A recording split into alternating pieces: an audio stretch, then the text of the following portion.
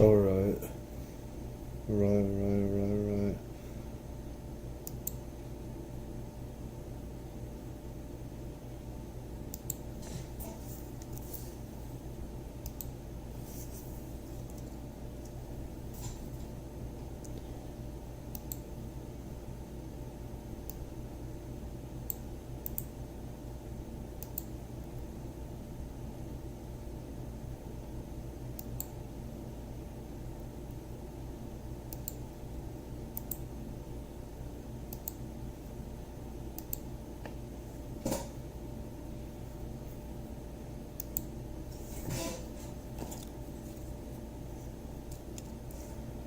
All right.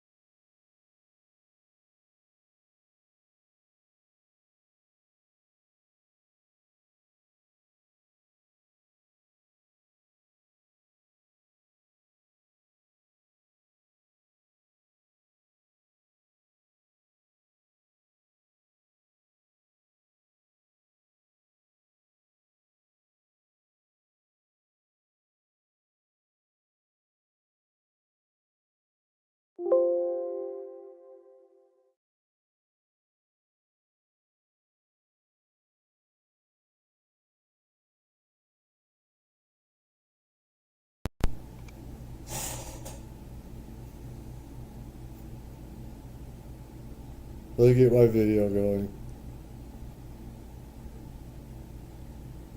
If I can. It's been a while.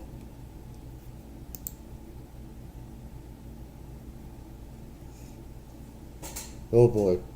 And we're having technical difficulties. I'm sure the ladies at Onlyfans are going to love this. I'm sure they're going to love this. Technical difficulties. Oh my fucking god! Why can't you get this working? I told you, this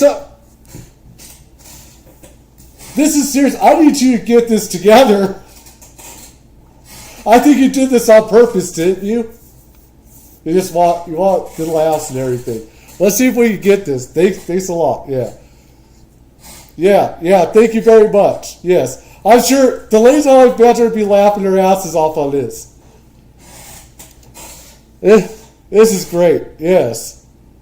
If I could get these, let me see screen capture here. Oh my god. Let me see here. That's it. This is it.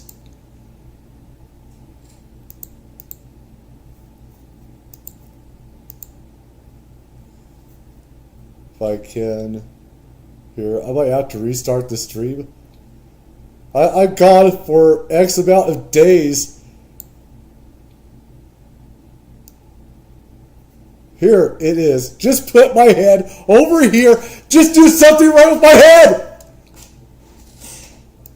Not like that. No, I don't want it like that. I want it just straight.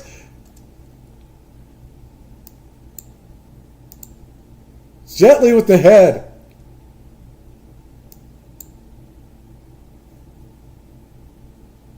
You have to do it gently with the head.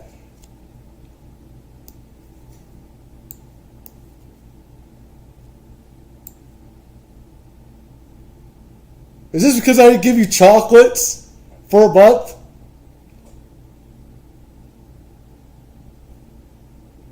Maybe just come to a peaceful solution here. Right there. And get this going here. Oh my God. Come on, the hand! Get the hand right! What are you doing? That's my face! That's my face! Stop touching my face!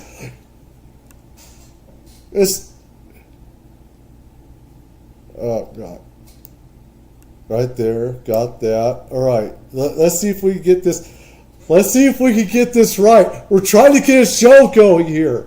We're trying to. Yes.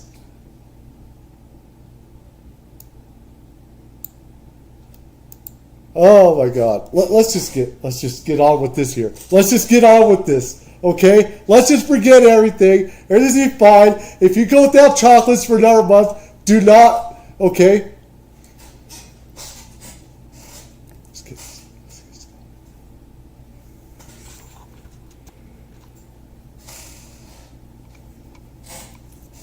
I can see the comments right now on my other site.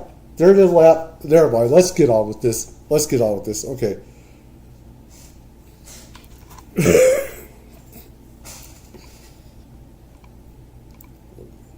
All right, seriously. Now, where were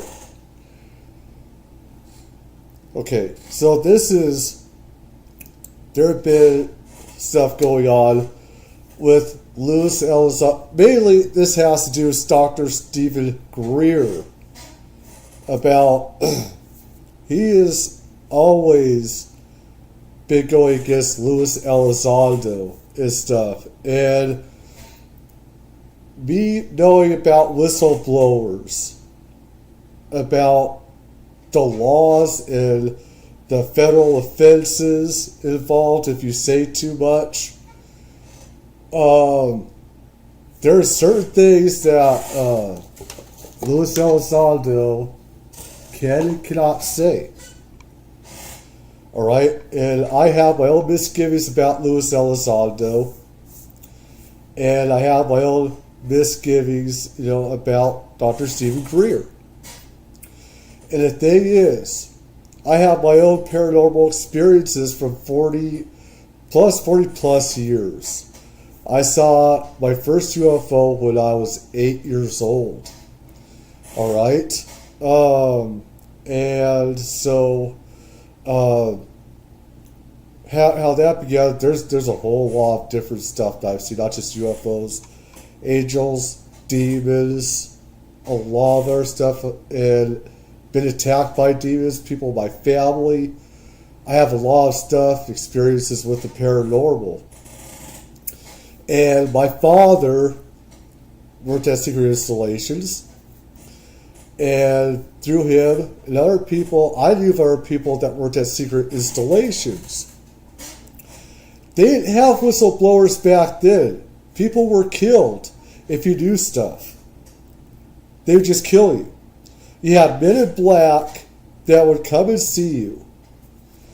And an accident would happen. They would show up. There would be missing time happening to people, and they threaten you, your family, your grandchildren, or whatever. Enter the day of today, where we have now a law of the whistleblowers with the inspector generals. Okay, you file that, a complaint that gives you the okay to say something, within a frame of, of law within that one category. You can only talk about, my complaint that this happened, say like I got radiation poisoning, stuff like that, and I'm making a complaint with, because, I was picking up extraterrestrial craft, or there is government misusage of funds, of inappropriate, money being laundered for military industrial complex reasons, stuff that's not supposed to be kept secret from the government or the people. Now, this is crazy. I talked about this, the tribalism, and I'm guilty of it myself, because I have a thing of envy, I have a thing of hate sometimes of other people that are doing a lot better than I am. And I used to do everything anonymously all my life, because my dad worked at a secret installation. The FBI would tell them, and they'd tell us, don't talk about, family and stuff like that. Don't tell them your real name. Don't ever use your real name because of where, father works, stuff like that. The stuff I used to talk about, I'd be attacked. And so I had to do everything anonymous for 30 plus fucking years. Forgive my language, but this is very personal to me because I've been attacked all my life, and people want to throw me away in a mental institution or stuff like that until my father said, you can't do that, or other people, because what I said could be true. And so I was forced most of my life to do things anonymously.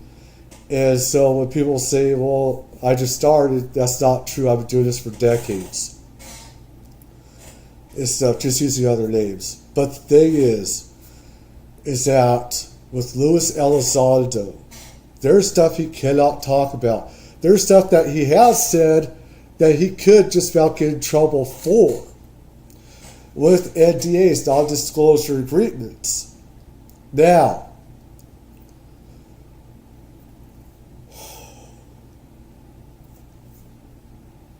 each felony, each thing that he might say that could give him trouble, that's at least 7 years. No, 25 years. Maybe up to 25 years.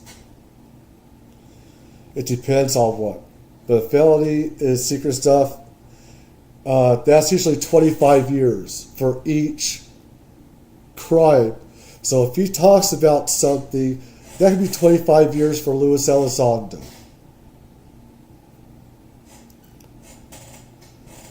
Add charges to whatever else he might say. 25, 25, 25, 25. That's the way it goes. This is what a lot of people are attacking him, and I don't. There are things that I don't agree on with Hector Elizondo, not Hector, but Luis Elizondo. Hector Elizondo is that star, all right, Latin star. Forgive me.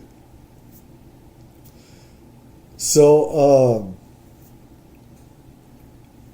he said actually a lot Lewis has, and most stuff that I do agree with, but there's some stuff that I don't. Same with Dr. Greer. He says that ETs are all peaceful. They can all be trusted. That's not true. Not true. There's abductions that are taking place and stuff like that. Let's go here. No, Elizondo is a paid disinformation person. And how convinced are you of that? 100%. UFO researcher Dr. Steven Greer recently went on the Patrick Bet-David podcast, and, he made some wild claims about former Pentagon official Luis Elizondo. You're going to want to hear this. We've heard lots of times, everybody. He's throwing out some claims that at some point he's going to have to prove. a lot can happen very, very quickly. Where do you see the level of interest in wanting to know this? Because everything's about the level of interest of an administration, right? Correct. Where's the level of interest with them? Well, look, in the couple of months since the election, right? I mean, it's been just chaos trying to put that together. And so I have gone to various meetings to provide information initially, and I know others are doing that. Unfortunately, some of the others doing it are known counterintelligence operatives who are providing false information. So I, briefly had a quick chat with Don Jr. at a meeting, and he had been taken in by a known counterintelligence person named Lou Elizondo, who is someone working to intercept these whistleblowers and then turn. You seem to be a big fan of his. It's what I hear. Do you have proof of this? Elizondo is a paid disinformation person. Do you have proof of this? Do you have proof of this? 100%. I have an email from the top guy at the CIA who was there when Ronald Reagan wanted to know about this when he was running for governor, who was a very young postdoc, and he immediately wrote and said this is what he's doing. Now, recently, Mr. Elizondo has started saying more correct information. Initially, he said, all of these objects out here, we don't know what they are or how they fly. Now he's admitting we have the man-made ones. And I'll tell you, the mass majority of the UFOs people see, they're not from outer space. They're not alien. They're ours. But they have dangerously been used in false flag operations and deceptive operations, or the Pentagon calls it deceptive, indication and warning, or deceptive INW. The pop culture would be false flag, which means you just set up a decoy, you set up a false operation. So that was his primary responsibility when he first emerged, was to gaslight officials, gaslight Congress, and intercept witnesses. That's a job, right? It's a very big job, and there are a lot of people like that out there in what we call the legacy UFO subculture. They're embedded. I mean, they're not going to wear a sign to say, hey, I'm from, this operation. Okay, so a few things there. He's straight up calling Luis Elizondo, again, former Pentagon official, alleged former head of the ATIP program, which was the Advanced Aerospace Threat Identification Program, saying things, right? I mean, and yes, even the ones that maybe have some very perspectives. Defend yourself to some extent, right? It's important that we hear all people's perspectives. And yes, even the ones that maybe have some very interesting or unorthodox ideas, they deserve a voice too. But let's be honest, everybody. Everything with UFOs and the paranormal, and what I talk about, is pretty damn effing crazy.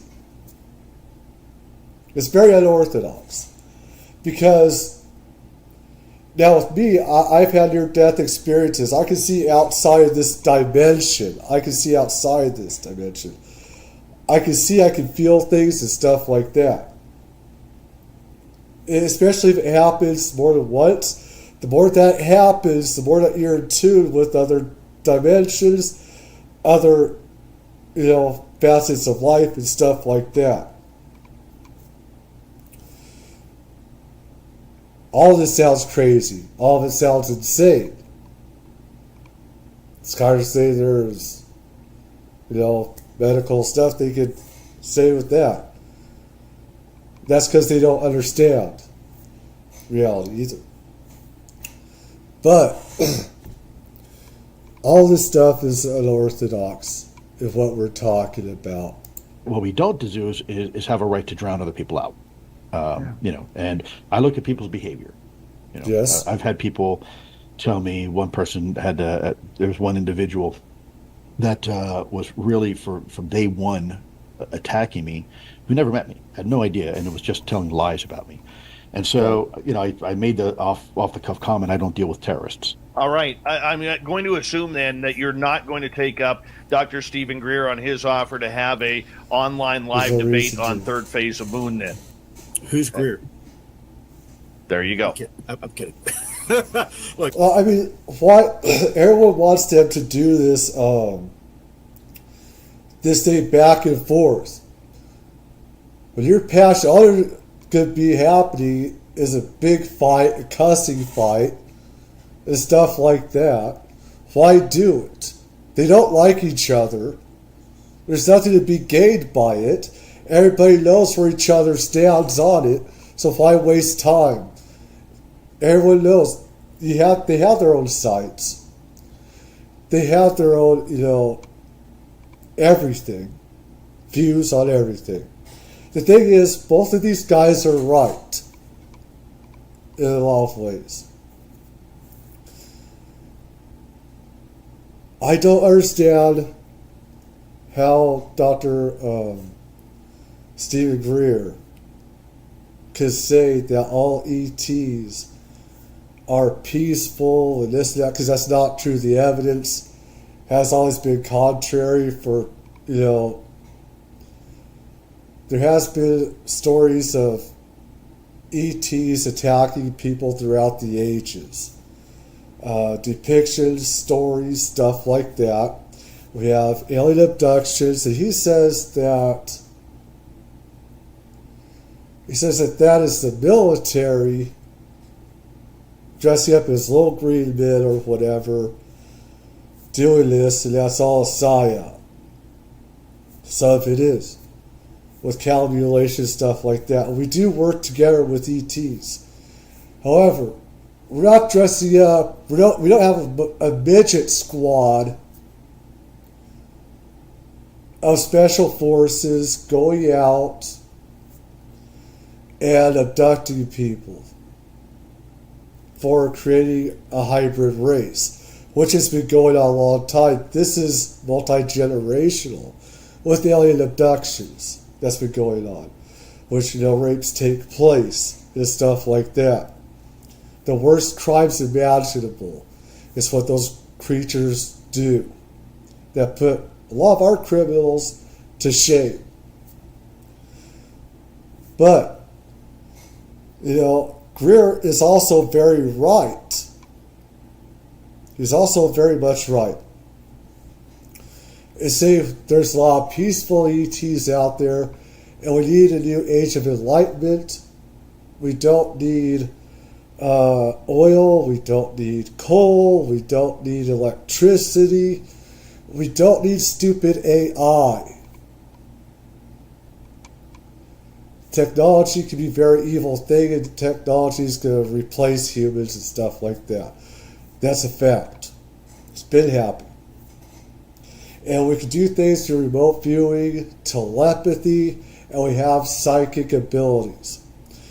And there's people went after Elizondo, and they said, oh, he's a liar. He's a liar because, he said he doesn't know Steven Greer, never heard of him. Well, of course. I say the same thing. If you don't like somebody and you don't want to talk about them and say, who? Never heard of them. I do that sometimes myself. It doesn't mean that you're a liar.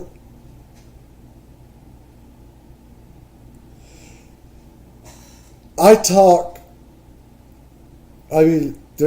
a lot of people that I've also talked with today that knew people that were friends, and stuff like that, and not friends anymore, and stuff like that, and everything, and how to deal with each other, and just don't talk about them whatsoever. Does it make him a liar and say, I don't know that person? No, it does not. It's just trying to avoid the situation. If someone's attacking you, there's no reason to acknowledge them anyway. And it's a waste of time. So. Look, I don't negotiate with terrorists, bottom line. It wasn't that I was accusing the person of being a terrorist. It was simply, like we have the U.S. policy. I don't respond to intimidation. Right. So if you want me to do something, just ask. Don't create a circus, because that I will not support. That's just for selfish gain for somebody trying to get attention. And of course, I say something like that, and people take it out of context, and they will use those type of words as weapons because they haven't looked into, other than an inch deep, what we're trying to say, what we're trying to communicate here. And so this happens a lot of times. In this topic with other individuals as well. Somebody says, I don't like chocolate ice cream, and then someone comes out with a post saying, Lou Elizondo. How dare you? No, that's not what I said. No, I just That's I don't completely prefer racist, chocolate by ice the cream. I way. prefer There's something strawberry wrong or with that. vanilla. That's or definitely pistachio wrong. or How bubble dare or you? whatever. Oh, it's So, and I'm sure in the media, you as a reporter probably face the same joking. thing sometimes. Shut I'm sure up. that sometimes when you're writing an article, you get a little email that someone says, well, I didn't agree with this, or I didn't appreciate that. Well, I can respect that. You don't have to agree with it. But as far as appreciating it, the motivation, don't assign false motivations to something. And so that's a challenge we have right now in this conversation, because everybody, I think, I shouldn't say everybody, forgive me. Let me clarify. A lot of people see an opportunity to exploit this conversation for whatever personal or private purpose they want or have. And I don't think that's fair, because this is a conversation that's so important that we all, everybody deserves a seat at the table, but it's a round table.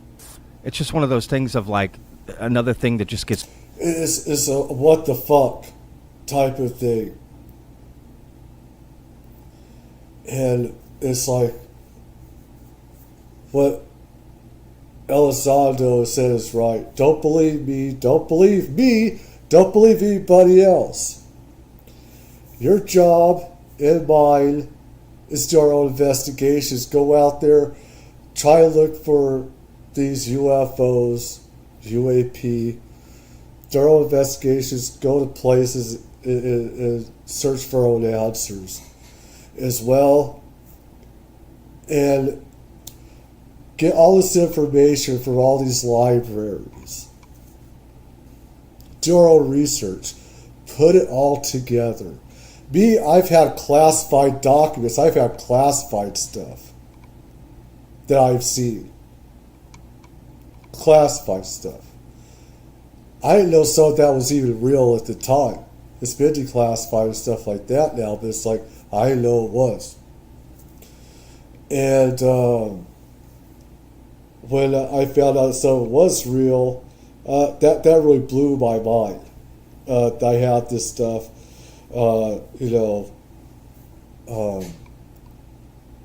and presidents, had the presidential order looking at UFOs, stuff like that. You talk about MJ-12, stuff like that. And, back then with MJ-12, everyone thought that was just a bunch of BS. And,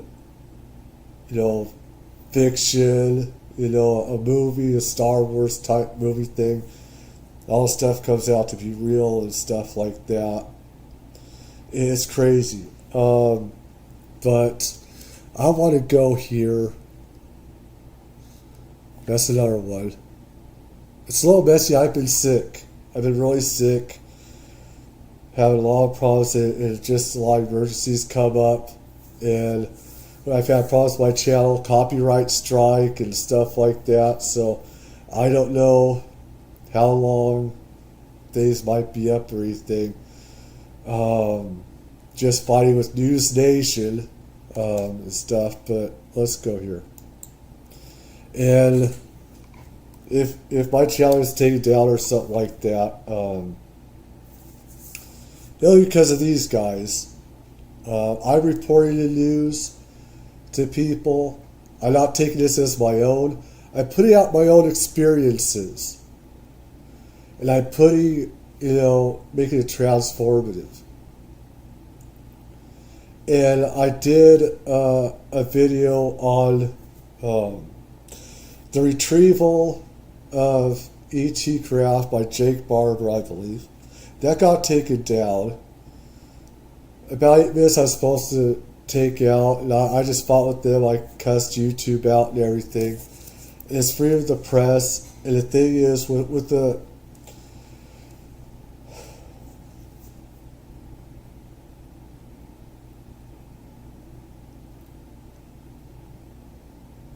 nobody has a right to shut us down. You put this stuff out there. This is for us to put out information. This is the press. I'm getting out the truth. Others are supposed to do the thing. Our jobs, for everybody, is to put this out. I say leave a like. I say give them a shout out. So stop your bullshit, News Nation. Give a like, leave a comment. Leave a comment with me, leave a like, or whatever. I'm putting out my own experiences about what I know, what I think I may know. I could be dead wrong. I could be dead wrong about everything. Everything could be an illusion. Such as life. A lot of this is an illusion. That's a different video. I want to get into some of this here. This is about Jake Barber, alien retrieval of UFO, stuff like that. And this is former nuclear officer Green Beret says he believes the whistleblower, Jake Barber, and stuff, and he's having his own experience. Hopefully I won't get shut down. Let's take a look. I just want to put this news out here so everybody knows the truth about what's going on. That's my job, is to get truth out there and for everybody to talk about this. Of America's Special Operations Peoples. Well, I wasn't. I was part of that unit. I would say that I was tolerated while I was there. But yes, I did serve there for about 3.5 years. Right. What's your background? He also has a forthcoming book on the That's good. That's served as a visiting book. professor at the U.S. Air Force Academy, as well as a consultant for the White House Office of Science and Technology Policy, NASA, and other agencies. And as you'll hear today in this full interview, he also has a forthcoming book on the abduction phenomenon, in which he tells the story of his own encounter with non-human intelligences, NHI. Here's Colonel John Blitch. So, Colonel John Blitch, it's an honor Hello, to Colonel. talk to you. Well, thank you. It's an honor to be here with you. It's an Tell me a honor, little thank bit you. about who you are. What's your background? Well, I guess, let me see. In a nutshell, I'm an Army nuke turned, I guess, Green Beret, dabbled in hostage rescue, turned robot. So he's obviously a show-off. Action hero, 1980s. Sylvester Stallone, Chuck Norris type of guy. Let's go. Geek, turned cognitive psychologist.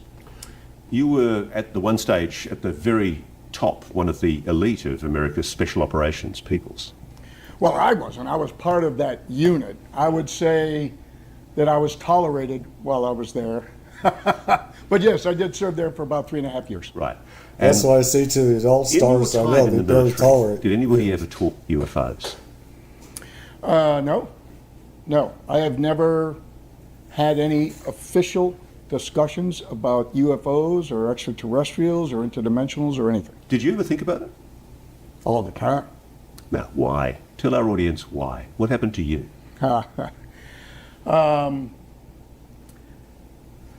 Several very deep, emotional, terrifying, what I considered to be dreams at the time, and I still considered them to be dreams all the way up until 2018.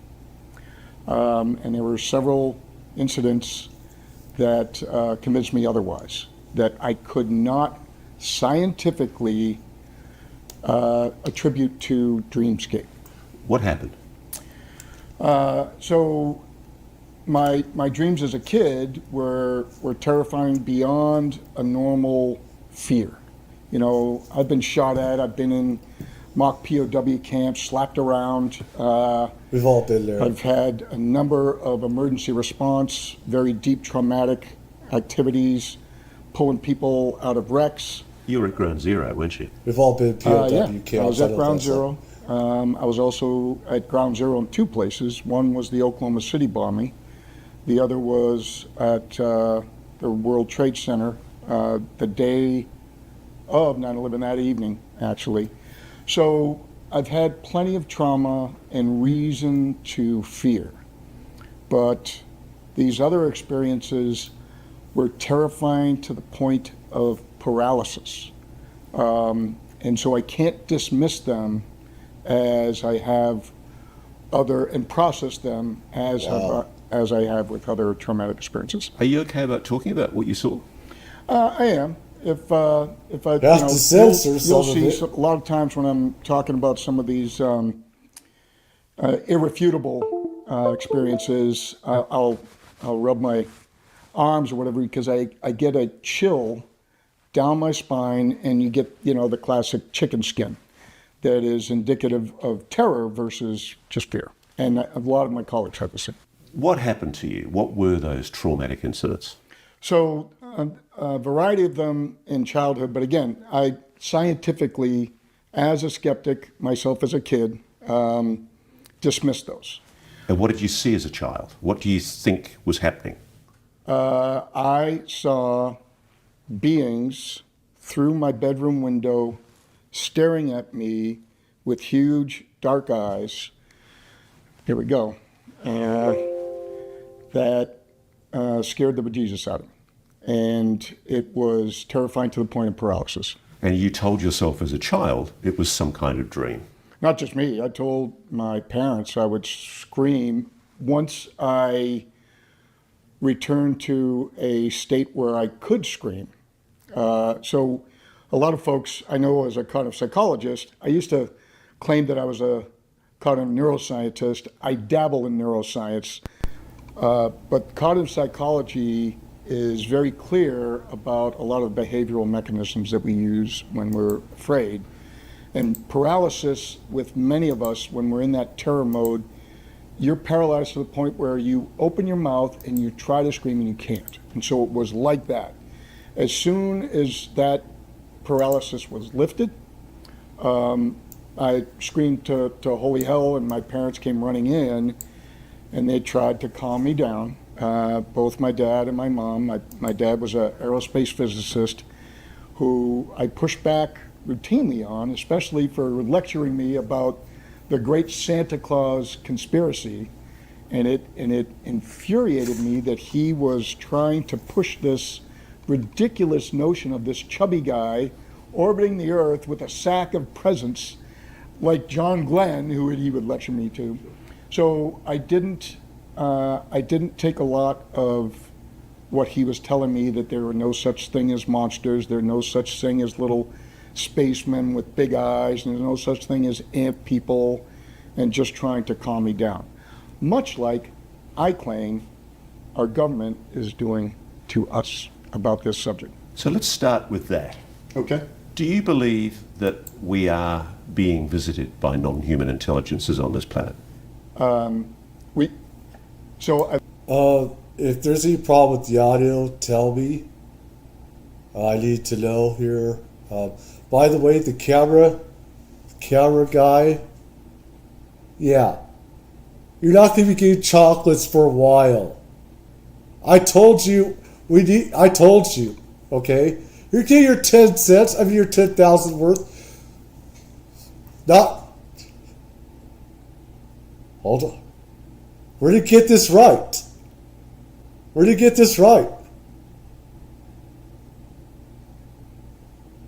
And everyone's going to love this, whether everyone likes it or not.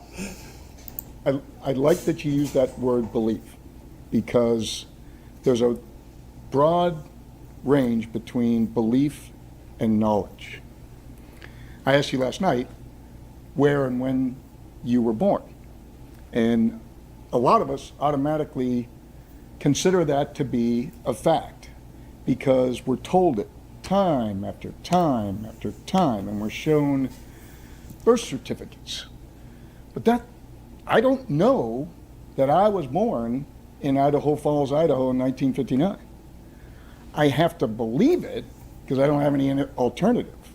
But I do know that I attended Burke Elementary School in Peabody, Massachusetts in my young years. I know that I attended Peabody Veterans Memorial High School from all of the deep emotional experiences that I had. So emotion is a really, really important aspect of this. So I know that.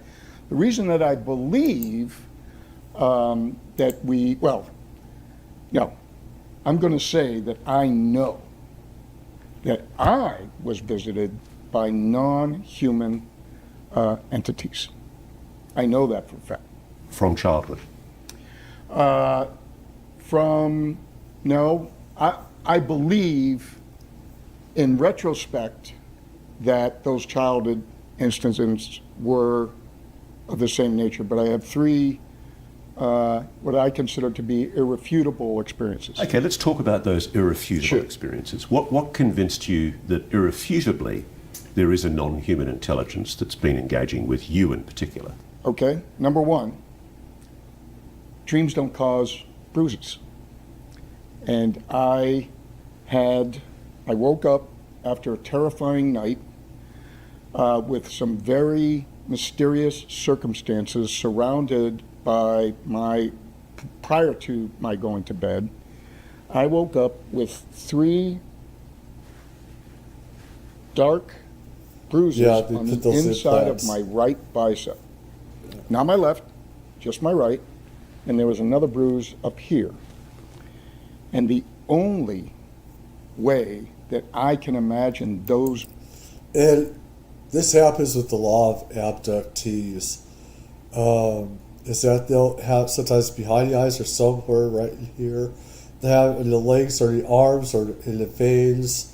In places where if they take it out surgically, it could kill them. This has the law of abductees. Some have been able to take out and they dissolve. These implants that they have taken out, they dissolve right away. Some have been taken out as evidence only to be disappeared, taken away from hospitals. So it seems like there's the government that knows about abductees and getting this evidence from hospitals and medical offices. So again, if something's wrong with my audio, let me know. Otherwise, it's not my fault. Let's move on. Bruises occurring. Sorry about was with that sort of a grasp. A 3-fingered hand. 4 fingers, because one was on the back. I suppose, yes. Sorry. Yeah. I could not, and I racked my brain time after time to try to come up with some way that I could have those 3 almost puncture kinds of bruises on the. I can't even reach that. But there's another aspect of the anomalous behavior with that, and that is as soon as I got up in the morning, I went straight downstairs to get a video camera to film it. And that is totally anonymous behavior for me. Now, I'm no, like a lot of tier 1 guys, I'm no stranger to the gym, but I've never done, bodybuilding or posing or any of the rest of that stuff. I've never taken a picture of myself in the mirror. Why not? Why the heck would I do that on that particular morning? It's not? It's not a rational behavior. Do you believe you've been abducted? Why wouldn't you take pictures of yourself and post it online? That's how you... That experience leads me to believe that. Yes, absolutely. Because I clearly didn't want to go if somebody, or a non-human entity, I think it was a biological robot, but I didn't want to go where it wanted me to go. So technically, that is the definition of an abduction, right? You never had any exposure to UAPs in the course of operation? UFOs! Nope. I've been right in on a number of special activities or special accidents. What is it? It's UFOs. Okay, UAPs is aerial phenomenon. UFOs is object. Why did it?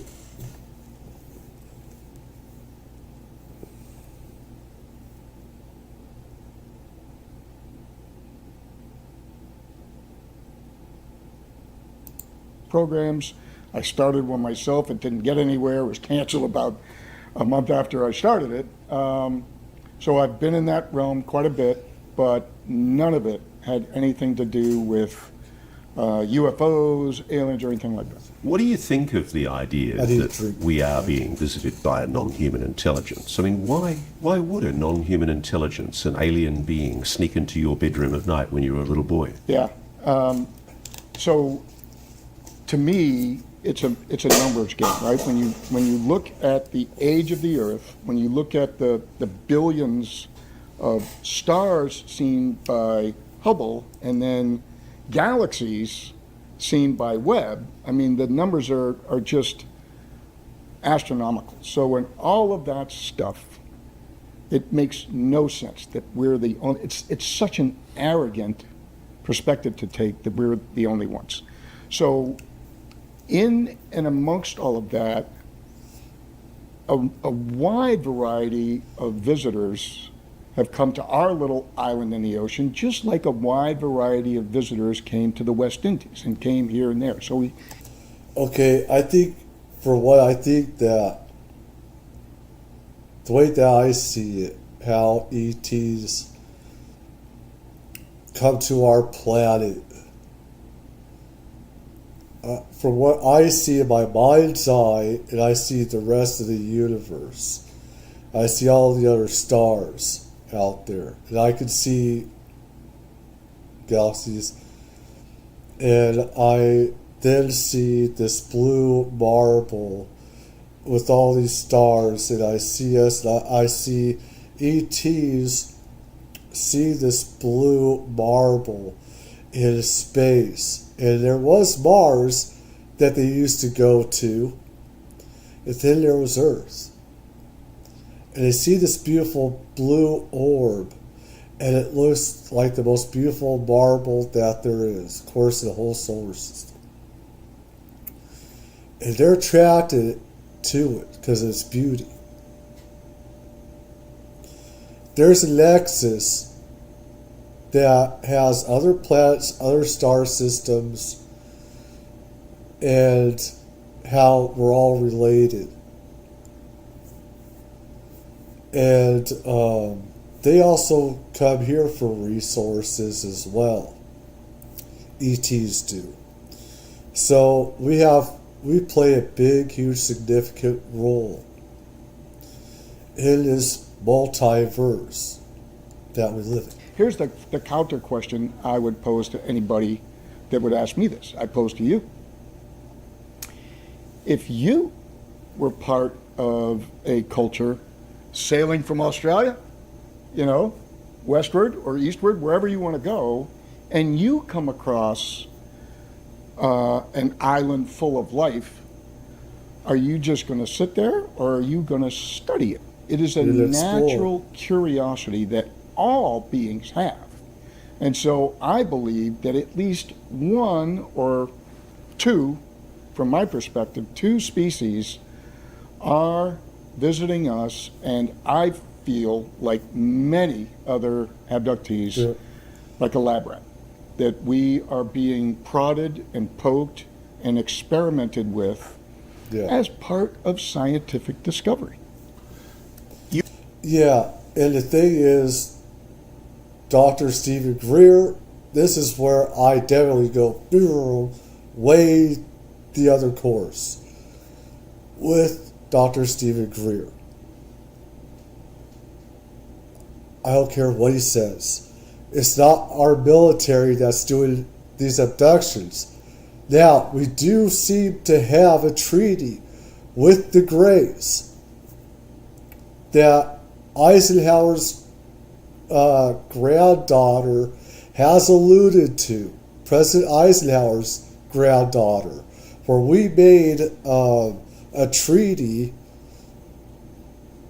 technology for unimpeded use of airspace to create their hybrid extraterrestrial race, mixing us with theirs. And to be honest, this is what our race does. The human race creates hybrids of animals and other creatures. So for ETs to do this makes perfect sense. They do the same thing with genomes and DNA. They like to create other species and stuff like that. It's the way of life that it goes through these millions and millions and billions of years. It's just the way of continuing life. And for Steve Greer to say that, this is the military that's doing us, this is multi-generational. Keep in mind, they didn't have all this hypnosis back in, say, the year 500, 1000, 1500, stuff like that. But some people have gone under hypnosis, and where some women have gone with their mothers, and they've talked about having these weird UFO experiences at night. ETs coming through the windows, UFOs, their lights coming through. ETs going through solid walls, solid glass windows, abducting them, stuff like that. This is before we had anything to do with these Greys or ETs or green. There's different races. There's lots of different ETs out there. There isn't just two. There are dozens of these things. You're a former, very senior, high-ranking Tier 1 operator. Okay. I consider myself middle management, but that's okay. You've had a top-secret SCI clearance at times? Oh, far before going into that world. I had a TSSCI and a bunch of other clearances as a nuclear weapons delivery officer. You were entrusted with guarding nuclear weapons and deploying them if necessary in combat. No, not just guard. My father, he had access to nuclear arms there at SAC, Florida, during the Cuban Missile Crisis. And he actually met JFK and stuff like that. And he could have been a mathematician, my father. And you get into stuff like that, you have access to all these other highest top secret clearances. So he's the creme of the crop right there. Guarding them. I was a Pershing II missile battery commander. Not a very good one. I happened to be placed in charge. I was blessed with the opportunity to command troops on 5 separate occasions. The first one of those was as a Pershing II missile battery commander. But the particular point about people who are put in charge of nuclear missile silos, nuclear missile batteries, is you have to be emotionally stable. Yes, and the way that we establish that is through the Personnel Reliability Program, the PRP. And so one of the critical factors there is that as a BC, as a battery commander, every morning I had to review the sick slips for everybody under my command that went on sick call, and I had to determine whether or not they were still fit for nuclear duties. So if anything, if there's a domestic disturbance at home, if they get administered narcotics, I have to remove them from their duties, and it's a problem because others got to fill in for them. So it's a problematic situation. So all of us were heavily scrutinized, more so than even some of the other UAP witnesses. I know I have the utmost respect for David Fravor, Alex Dietrich, for Ryan Graves, and all of the credibility and reliability that they have to fly that $15 million, $30 million jet. But it's different when you can start World War III. An F-18 isn't going to start World War III unless it launches a nuke. My guys could start World War III. And so those records, their medical records, are actually locked away in a separate part of the clinic under intense scrutiny because of that factor.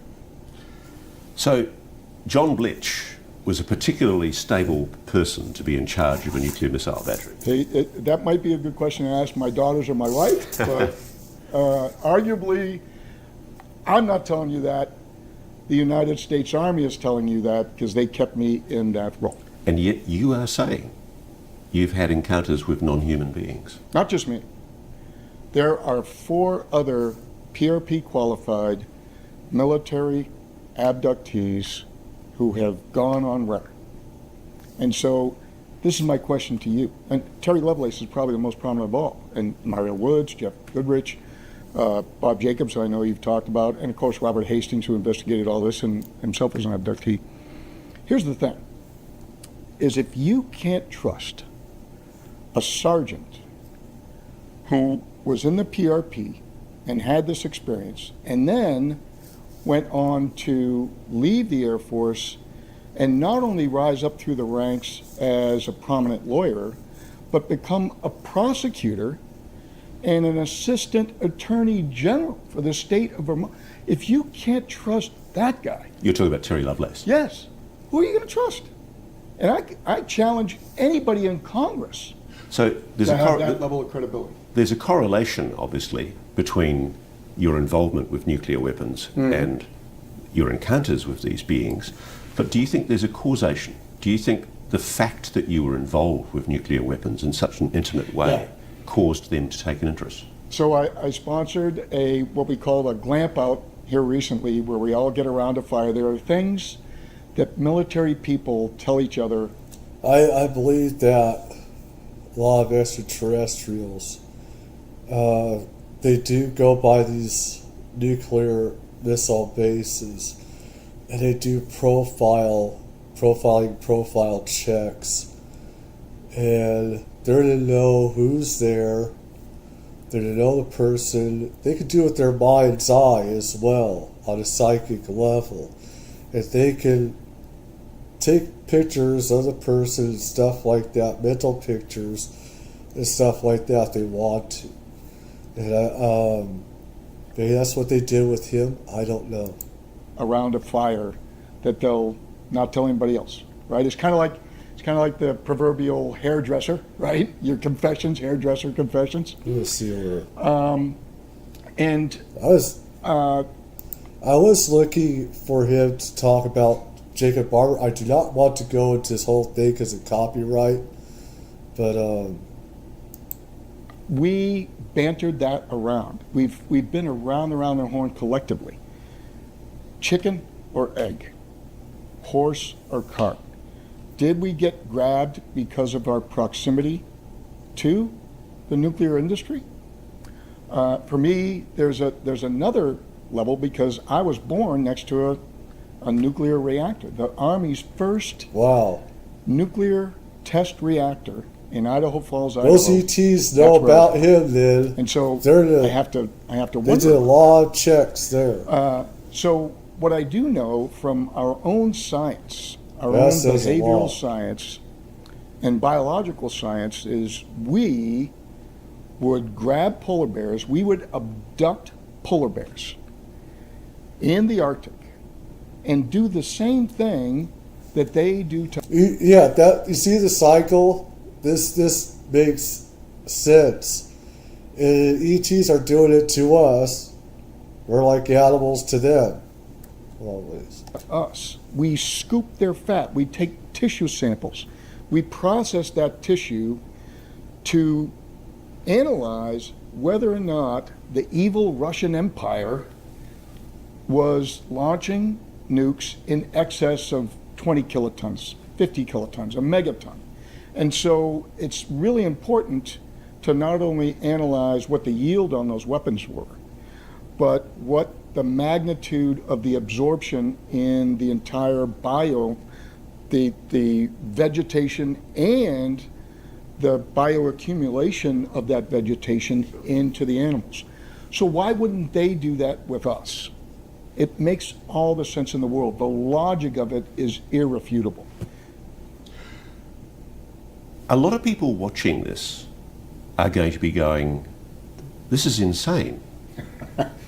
You're saying you've been abducted. You're in charge of nuclear weapons. So if I'm insane, why did you put me in charge of nukes? Why did you let Mario Woods secure those? Why did you let...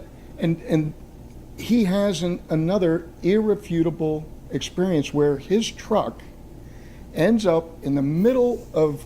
It sounds insane, but it's not, because I know people on the inside and stuff like that. So this is actually normal to me. This type of so-called insanity is the normal to me. This is Arctic tundra in South Dakota, covered with ice and snow, and here's this circle of mud, no tire tracks, here's this truck. Just been dropped back. How does that happen? So you believe That's not a dream. alien beings are visiting this planet and taking an interest in There's no people doubt. like yourself? There's no doubt in my mind anymore. I can dismiss my childhood dreams. I can't dismiss bruises on my arm. I can't dismiss my kids and my wife telling me that I was gone for 5 hours approximately for a 1 hour bike ride. So let's tell that. This is the thing. It had to. It's a multi-generational thing a lot of the time, or your parents before you, grandparents, great grandparents. You know, I've heard with alien abduction, doing procedures as you know, little kids and stuff like that. This is the uncomfortable part of UFOs and ETs, and this goes back to what's going on with Louis Elizondo and Stephen Greer and everything. Is that Louis Elizondo believes, also someplace says, is that we do need to have weapons and stuff like that that are capable of taking these things out. We do have stuff. We do have stuff. And not all ETs are peaceful and they're to help us. They're not. They're both right and they're just both wrong in this. And both sides are correct in stuff. It's just, the thing is, everyone has to do their own research investigations. And a lot of us can't say enough. Don't believe anything we tell you. You need to go out and do your own research and investigations. Go out in the night, go out in the day, look for UFOs, certain places in the desert or wherever they are, by military installations and complexes. You're going to see stuff. I have. Story. I find the bike ride story fascinating. Do you? What happened? I had returned from Oklahoma City, pretty traumatic situation, where, you know, there was an amputation from somebody. We had to, it wasn't me, but her leg had to be amputated just to get her out of the rubble. And a lot of people don't realize, you know, that the horrific decisions that incident commanders have to make in collapsed structures, because you have to make the call as to whether or not to bring in heavy lift material. You could be literally squashing potential victims as you bring this just to get to other victims. So it's a horrific decision to have to make. So very traumatic, and I had a lot of that going on in my head. So I adopted a mountain bike ride meditation protocol on the weekends to ride from my house, which happened to be in a little sprawling little yuppie kind of suburb of Denver called Highlands Ranch. Guppy. And at that time, in 1995, MacArthur Ranch was an undeveloped area, so it was about 7 miles away. And so I got on my mountain bike and I would ride up to a place called Daniels Park, which is now heavily developed. But at that time, it wasn't, and it was a gorgeous place to go up and meditate with the Rocky Mountains. I used to claim that it looked like a Coors Light backdrop. I'm looking at a beer can, and it was amazing. Yeah, so I would go up that is actually, and sit on, they have a bunch of, they at that time they were concrete, I think they'd been filled in at this point, picnic tables, and I would meditate, just like I learned through my martial arts training. It was wonderful. And so I would be totally calm and relaxed after that. And it was a moderate climb up. It wasn't anything that got me into a high zone. It was I would barely break a sweat. It wasn't a particularly difficult climb. And so on my way back down, and I'd done this ride several times before, and on my ride on the way up, after I came, it was a dirt road at that time, there was a chain link fence with 3 strands of barbed wire along the top. And I thought that was very curious, because why would a farmer, what are you farming back there? Is that a little bit of, this is before marijuana was legal in Colorado. But then I saw a sign that said Indian burial grounds. Please respect and keep out. So it made sense to me. Now my great-grandfather took an Indian wife as part of the migration. So I have, I guess, some portion, maybe an eighth of my bloodline has Native American background, and I've always been very respectful of that culture. Which tribe? Sioux. Right. That's awesome. And so he came straight off the boat from Scotland and made the launch across there. So I was mildly curious, but I had never entertained even the slightest notion of violating that request. And on the way back down, I'm gliding along, and all of a sudden, so I go past it, and suddenly there is an urge, sort of an uncontrollable urge, that I got to get in there. Get to the Indian burial ground. Yeah. So I turn my bike around, get off my bike. I get a sense that you got a psychic sense. Some of my special forces training, and I get a chill. Something told me to Jason just Bourne go mode, there. right? And I'm trying to figure out how am I going to get over this doggone fence. And then I noticed that on each side of the fence there was a gate with a lock, but the gate isn't as heavily barricaded as the fence, and it dips down a little bit. So we naturally were trained to look for little niches like that. So I climb up the pole, toss my mountain bike over the top, catch my jersey in a couple places, and get back down. And I'm about to get on it, and then I had this, again, respectful notion come welling up. Nope, I'm not going to ride. I'm going to walk my bike and just be respectful and see what's back there. So I do. Come around a corner, long dirt road, and I'm just kind of hobbling along my little bike shoes. And I feel a little bit of moisture on the tip of my nose. And I'm curious about it because I haven't been working hard on the way downhill to sweat. So it must be sweat. And so I kind of ignore it, and it drops onto my hand on my handlebars. So I had these weird ram-shaped handlebars, and I had duct tape across it to hold my GPS. So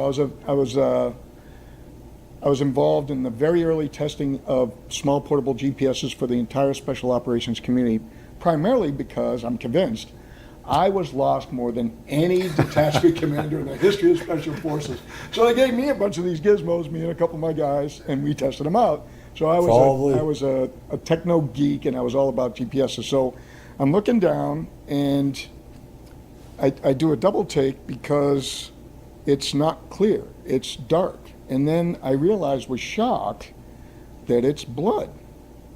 And so all of a sudden, I get this kind of a gusher, bloody nose, which I had not had since I was a kid. Now, I have had my nose broken on multiple occasions, twice by women, believe it or not, testing for my black belt, and in a relay, a medley relay. Yeah, I've had some ladies. I swim. I think I was swimming a butterfly, and the other gal hit me in the face on the way in the water.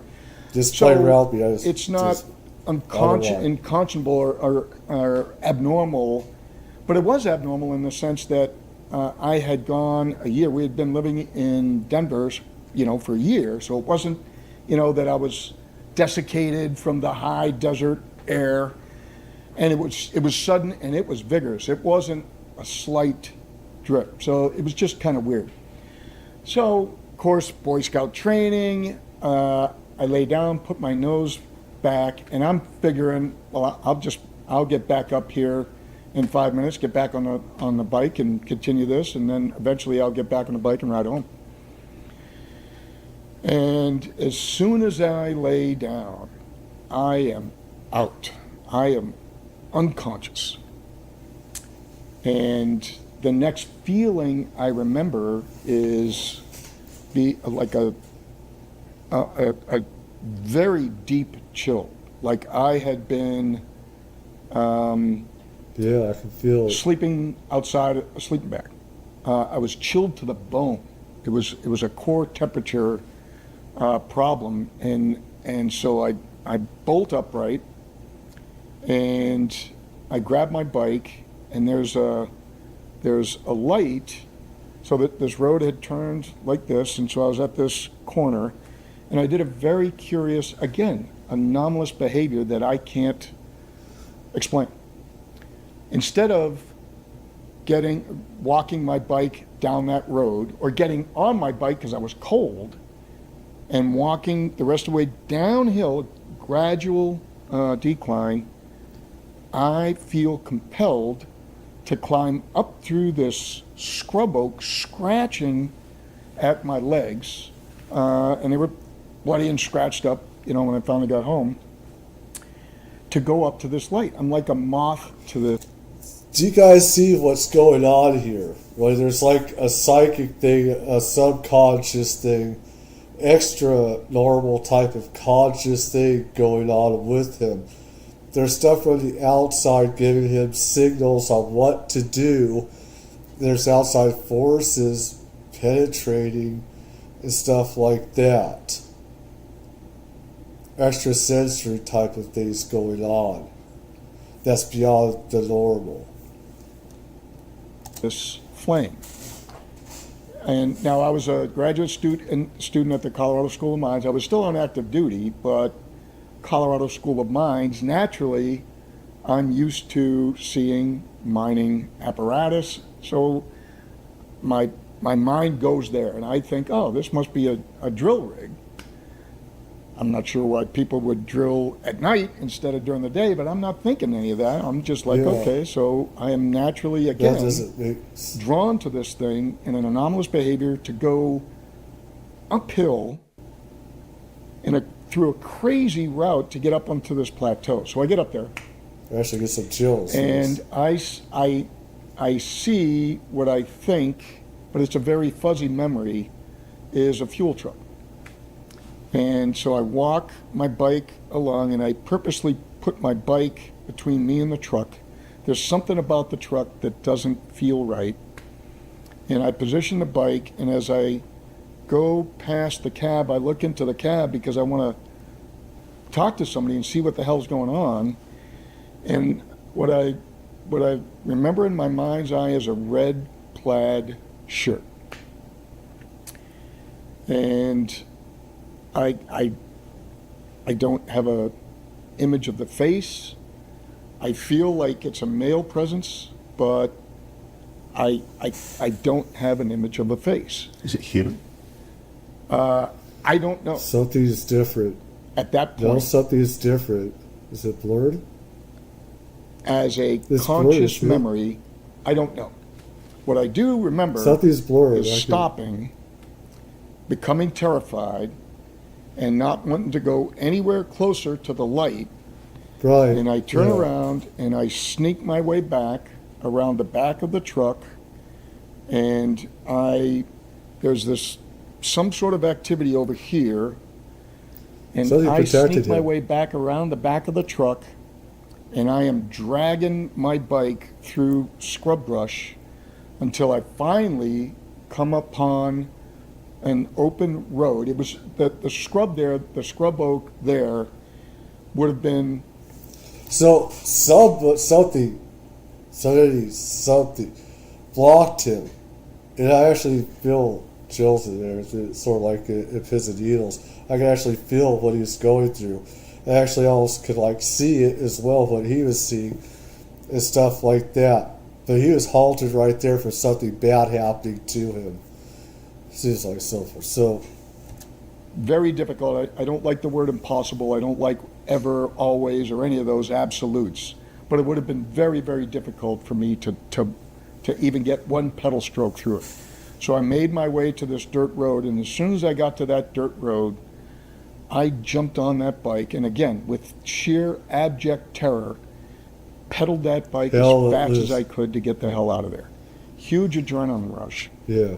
So I make it up this gradual incline, and now I'm coasting down this dirt road. Never mind, it's taking me in the opposite direction. I need to go home. I just need to get out of there. Yeah. So I remember coasting down this road, and I'm thinking, okay, well, it's after dark. It can't be that long after dark. I mean, it was the middle of the afternoon for crying.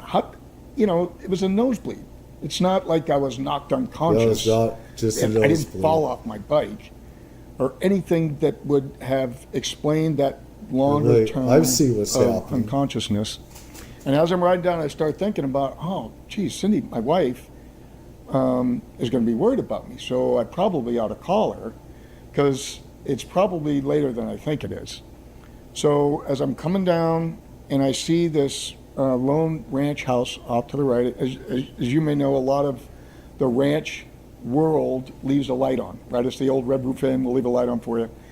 And there was one light on. And so I deviate, and I'm going to go up and knock on the door and ask them to use their telephone. This is 95, no cell phones. A better and time. I stopped. I skidded to a halt because I suddenly realized there are no lights on in that house. So then I realized it has to be real late.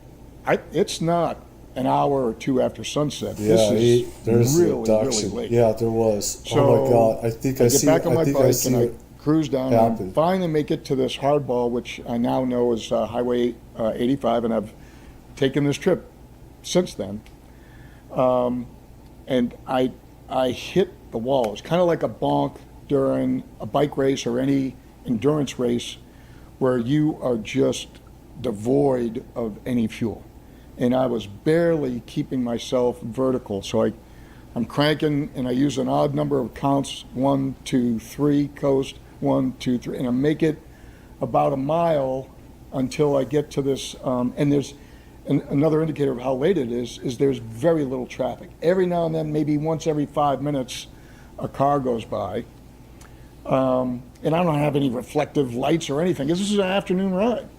So I remember climbing up this hill, and there was a 7-Eleven, and I pull into this 7-Eleven, and I had some emergency cash on me, just typical mountain biker stuff. So I make it into the 7-Eleven, in the front of the windows.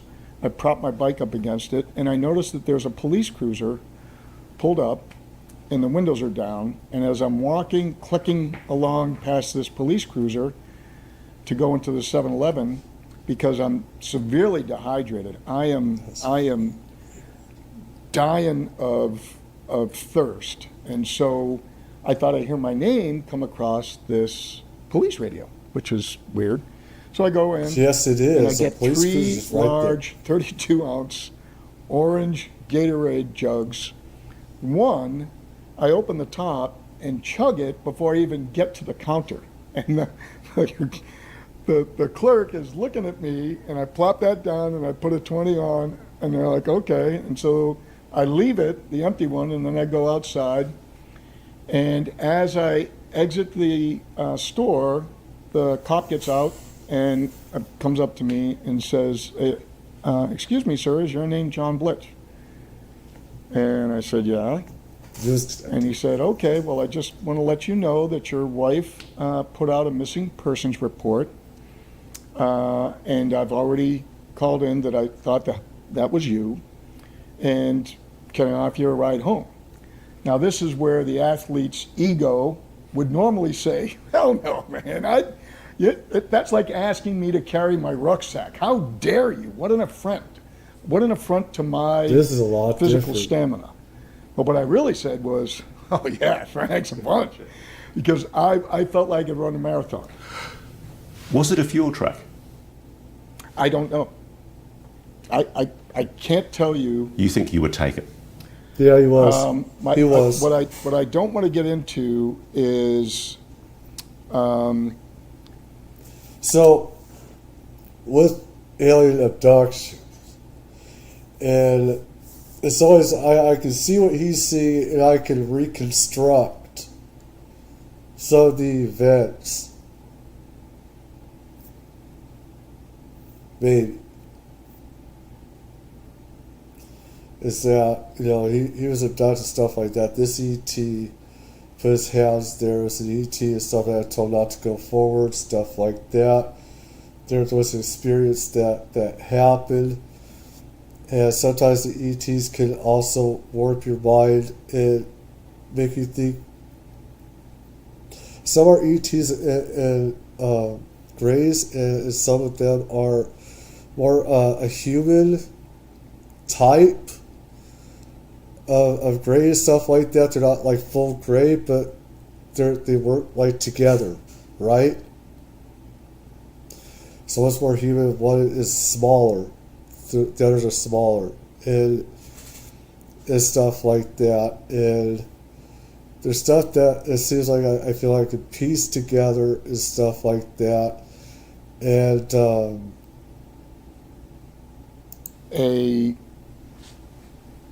a reconstructed memory after a hypnosis You just session. don't know. What's that? You just don't know. At that point, I did not know. What do you know now? What I believe now is that, yes, I was taken. And now I'm very clear in my book about what memories I have consciously, and then what memories are I just see reconfigured, restrung together in a regression, a hypnosis regression session. You've been a warrior, but you have a doctorate.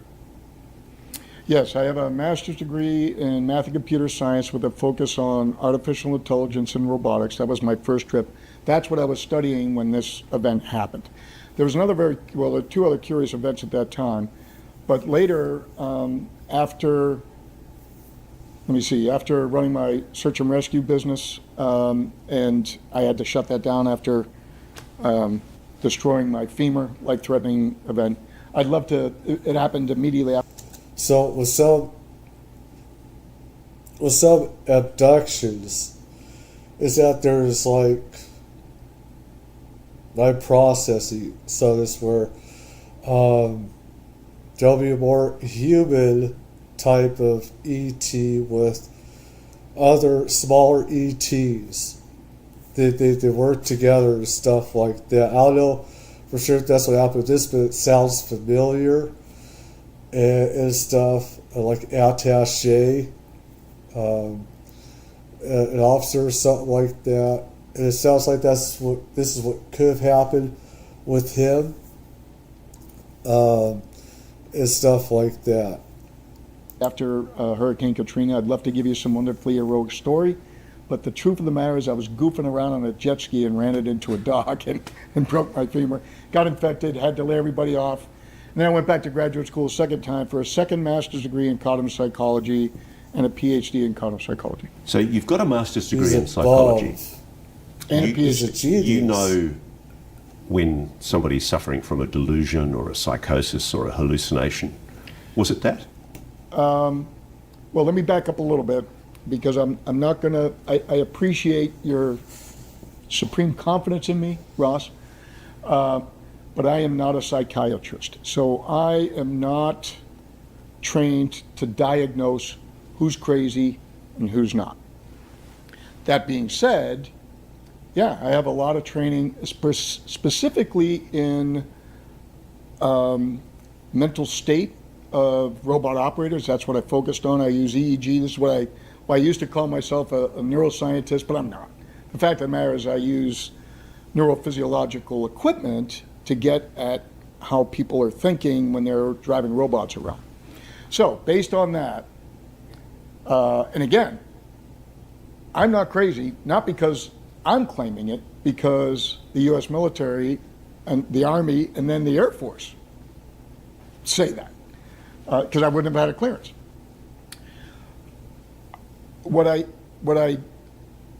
do have now a distinct appreciation for is the crisp memories versus what I consider to be manipulated memories.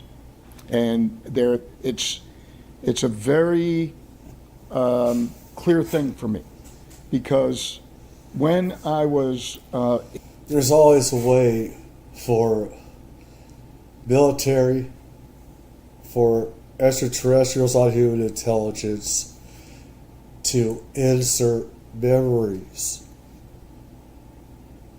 They could do it to us.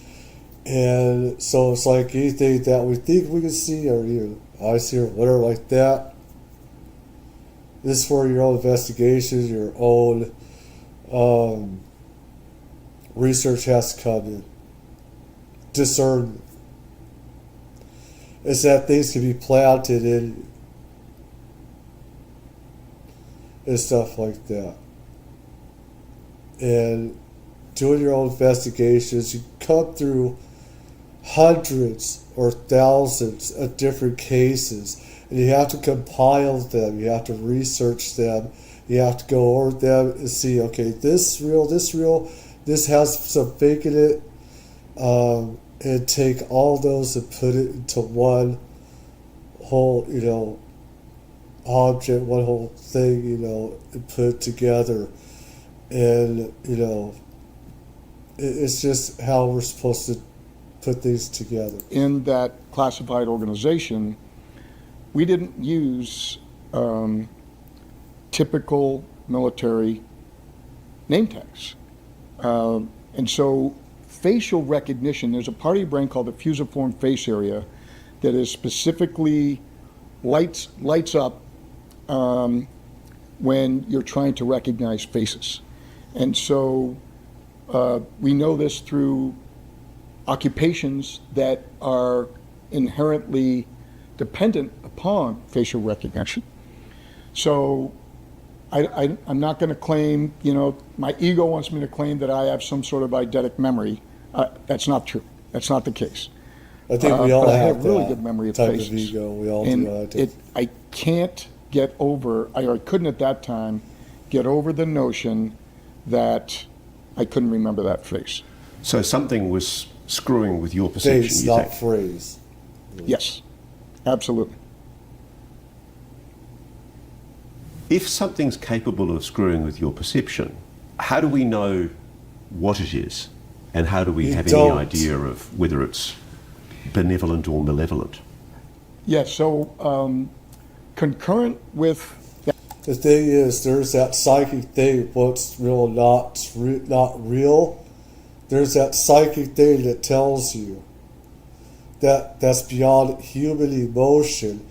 There's that psychic thing that we all have of danger and emotion that tells you a lot of times what is real, what isn't. It's sort of like, I guess, one other way to put it is that spidey sense. Spider-Man or whatever, that, spidey sense, except for it's real that we have. It's all ingrained in our DNA. It goes off in our heads and our minds when something, there's danger or something like that. There's a certain amount of that we have. Is discernment as well. that experience, there were two other experiences that are very crisp for me and independently corroborated. The first was walking into a mall. My youngest daughter and I were late to link up with my oldest daughter and my wife. We cut through a Barnes & Noble, and we're walking along, and she's... I have to say, real quick,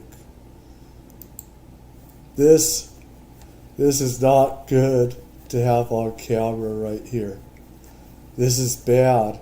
They should have cut that or done something, but let's go. And we're walking along, and she's in a rush because she wants to link up with mom because mom's going to take her clothes shopping, get ready for the school year.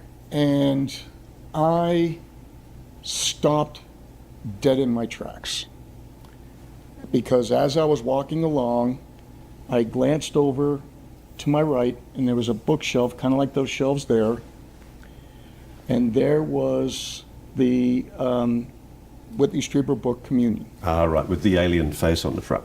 Yeah, and all I had to do was glance You at know, you know that face. You know that. all I Yeah, had to you do- get that. You that. do. This you is what know. happens. This is the tingles that are going on. So it's very Yeah, real to you. it's that Say that again? psychic It's sense. very real to you. There's no doubt in your mind that it's real. Oh, it's a Never is it. physiological response. I mean, I Never. am on the edge of terror right now. Yeah, And I've recalled this hundreds of scares times. the shit out. But every of time you. it's still. So looking at that face, and I froze in the middle of that store.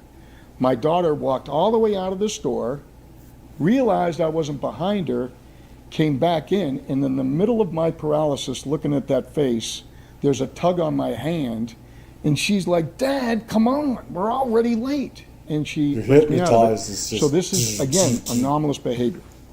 So we go link up with my wife, and I turn right back around, and I go up and I buy that book, and as soon as I pay for it, I rip the cover off and I crumple it up and throw it in Yeah, the you trash. can't. That face, you have the trauma. You have no idea unless you've been, done to yourself. Usually, other people, it's like nothing. It's not a big deal. For people that have had abductions and stuff like that, and seen this stuff, it's beyond traumatic. It's the worst thing you can see. So, and like I said, there's good and bad ETs out there. There are. But these ones are the most evil beyond what are in our prisons today. They put them to shame, what they do. So, if you're going to buy that, you're going to take that wrapper off, shred it. You don't want to see the picture. You're going to read it. Because you can't handle a picture. It's the worst thing you could ever see. What had it done to you to make you feel that terror? I don't know. Do you think there was something, or was it just the look of the face, the strangeness of the face? It's not strange. So It's looking no back face. through the childhood experience, that face was identical to the faces that were looking at me through the window. More anomalous behavior. I would have to close, almost in an OCD, like obsessive compulsive disorder type of behavior. Right. I would have to check the drapes and lock the doors 5 or 6 times. Yeah. It's that behavioral aspect of this that I can't get away from. Right. The idea behind what we're discussing in this story is that a group of men are coming forward to corroborate that the government is aware of a non-human intelligence engaging with this planet. Yes. That it's lying. I mean, as recently as a few days before this interview. That the government's lying. Yeah. Yeah, so for me, the abduction, so in my book I have a chapter called The Elephant in the UAP Room. To me, the abduction phenomena is the linchpin to this whole thing. And what it does is it gives the cabal, if you want to call it, the lying, cover-up organization or loose organization, whatever it is, everybody involved in that cover-up, a way out.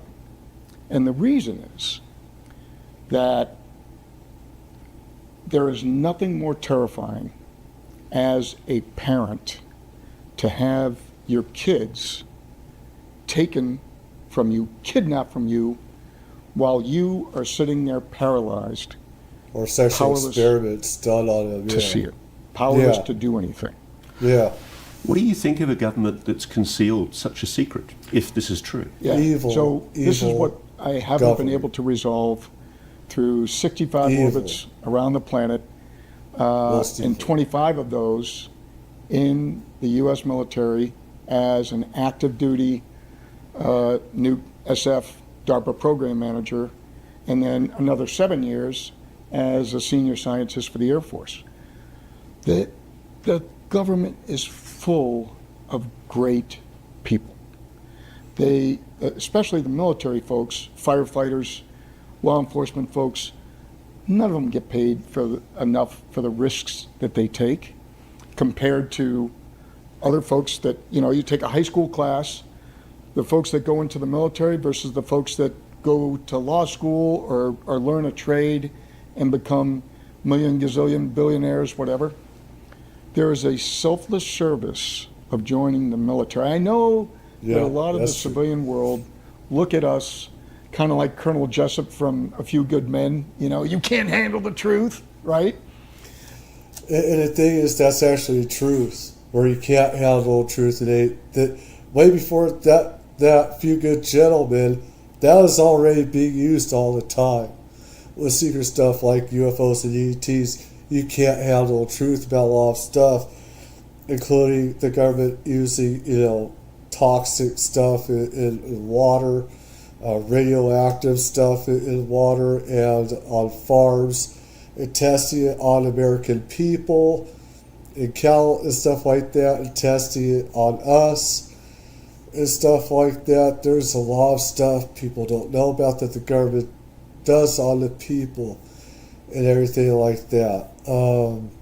And so the way we look at ourselves is, hey, look, we're more like kind of Rocky in the Balboa thing. Look, the world's not sunshine and rainbows. So this gives them an out. It also goes when you join the military and you go into these fields, you do it because you love your country, you believe in pulling the Constitution and stuff like that. And then stuff like this happens. You see where, and even with law enforcement, where it's more about, from my point, where they believe more dictatorship and suppressing people's rights, and how they want more laws to keep people from, exercising their rights. And with the military, stuff like that, they have secrets out there. They say this is for our country.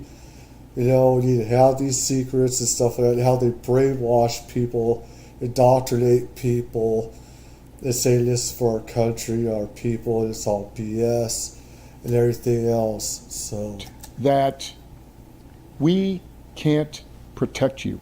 What I want my government to admit to me is, sorry, we were powerless. I don't think we're powerless anymore. You heard Dave Grush's testimony about, you interviewed him about the crash retrieval process. I know you've recently interviewed some other folks with direct personal experience, not just watching reports, the folks that have been involved in that. And what makes sense about that to me is that the reason why Dave is still alive and Lou is still alive and a lot of other whistleblowers are still alive is I believe that we now do have the ability to protect some of us. We do have the ability to shoot down some of these craft and to interfere with this kidnapping, abduction process. I consider it a universal right of any being, any living species, to be able to protect their children. So what makes total sense to me is a government. This also goes back that we're a part of the problem. When we're working with ETs, you're not going to admit that if you're getting special technologies from ETs and HIs. They do not want the truth out there and stuff like that. So they're not going to put that out if it puts them in the crosshairs of illegal activity, criminal activity, which our government is involved in, and stuff like that. They're not going to want that out. That has kept it secret, just like we would keep secret from our own children. Look, there's Mr. Jones down the street there. My wife and I know child molester. I'm not going to tell my kids that. Just stay away from this house. But Dad, he's going to pay me $50 just to shovel his driveway. Stay away from him. Why? Don't worry Evil. about it. So I think that's where we are with our government. Nearly a year ago, I asked you if you could help me check somebody out. Yeah. His name was Jake Barber. Yep. There is Jake Barber. And you took him out on your boat Yeah. off Santa Monica, and you met him and some of his team. Yeah. Special operators can figure each other out, can't they? You Yeah. know, as Yeah. Tier 1 operators, you know whether somebody's embellishing their record. What was the impression that you gained of Jake Barber and his colleagues? Well, so you asked me a while ago, or to give it some thought about why I believe it. Several reasons. Top of the list is demeanor. We do have that ability to recognize the way someone carries themselves and the way they present themselves. If it's one person, that's one thing. 4 folks all acting in that manner, hard to dismiss. Second Yeah. is documentation. And the documentation that I have been provided from these folks lines up very consistently. And the third is the behavior. So you have demeanor as one thing. Behavior is another. So as a leader, I feel compelled to take risk first. So I laid out 3 forms of identification: my passport, my military ID, I think it was my, maybe it was my Air Force Academy ID, and some of them. And without hesitation, every one of them laid out their ID. I was looking for a little hesitation because it was 4 against 1, and these guys could kick my butt up once, down the other. I'm worried that I'm gonna slit my throat and they're gonna dump me over the side and they're gonna sail my boat. I don't know, to Australia. I don't know. So, so those points, but the key aspect of it is that their stories connect the dots of why keep this a secret, right? Why are we trying to, so when you compare this to the Manhattan Project, right, which a lot of folks do. Right. Manhattan Project was kept secret for 5 years. Thousands of people involved in that. 5 years. How the Except for hell Russians. did we keep this secret? We're going on 80 years since Foo Fighters were originally reported. And that's one of the arguments that people often make. Fighters, that not Foo it's Fighters. impossible to keep this kind of That's thing. And it's not a secret. We're talking about it, aren't we? But it's just, they had We're that during World War II. Talking about That's it, World War II. aren't we? The secret is out, and it has been out from the get-go in open literature. So I think I mentioned to you, I'm kind of part of the invisible college. I've been studying this since grade school, reading my dad's books. He has, and what's interesting is he and I have both purchased multiple books. He passed away, and I have inherited his library. And now I have duplicate copies. What I'd like to know is his father, did his father have alien abductions as well? Because a lot of times this is multi-generational and stuff like that. So I'd be interested to know about Copies of that. them. I would say 25% of that library is duplicate between the two of us. So everybody else, while they're on boring sentry duty and they're reading, comic books or I'm reading this. Could what you've experienced and I Jake and his stuff about colleagues have Atlantis experienced just and be a bunch everything of else. Special Forces guys deluding themselves? Is it possible? Sure, it's possible. Is it probable? No. Occam's razor cuts through all of those. Every single. So when you're connecting dots, I liken God, this to this my misspells too many times. grandkids' sketch by numbers set, right? Where you got to connect 15 or 30 or 50 different dots. Their story connects all the dots. So the implications of these men's allegations, of Jake's allegations, the implications of Jake's allegations are that there is a UAP crash retrieval program. Yep. That we, the United States, together in collusion with some private aerospace companies, It's is concealed UFO. They to the American keep public and the world redoing this. about the existence of non-human intelligence engaging with this planet. Sure. And I am okay with that. I was okay with that lie up until the turn of the century in 9/11. Because it is so terrifying. Look, lights in the sky, that's not terrifying enough to keep a secret. Even the fact that some of those lights in the sky are craft with beings on board, that's not terrifying enough. That's not something to protect society from.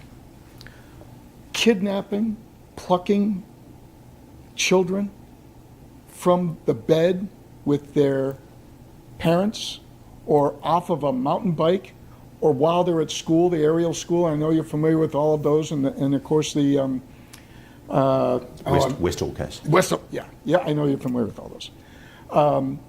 That is a level of terror that would threaten any sort of society. So this is interesting. You think that one of the reasons for the government cover-up, and it's only a very small number of people, obviously, in the government who do know about this. I doubt a lot of presidents have been told about this secret. You think that a large part of the reason for the... But a lot have known about, they have heard about alien abductions. They've heard about, whether they admit it or not doesn't matter. They've heard about alien abduction. This is another reason to keep this a secret, is because they could do it. They could take our kids and they could abduct them. They could do it to us as well. And we do not have hardly any security that could stop them from doing that. We also have a so-called treaty in place also. So The cover-up is because the abduction phenomenon... It is the reason. ...is real. It is the linchpin to this whole thing. Imagine you're Harry Truman, 1947, pieces broken out all over, and you get brought, or you are shown, wreckage of egg-shaped craft, discs, avocado-shaped craft, and bodies inside that are clearly not human. And mixed in with that are human body parts. What are you going to do? So you've heard that allegation. Oh, there are many stories about that within the special ops community. Because we're the folks, you know, in Vietnam. So during Vietnam, there was friction between the Air Force and the Army, in particular, and the Marine Corps, where if a pilot went down deep in the jungle and the closest Americans to that pilot happened to be a Marine platoon or a Special Forces ODA, an A-team, they were retasked. Never mind setting an ambush over here. You got to go get this pilot, major, lieutenant colonel, whatever. Well, wait a minute. I'm going to put 30 of my guys at risk for one frickin' colonel? The Vietnam War was our bloodiest war. Well, not our bloodiest.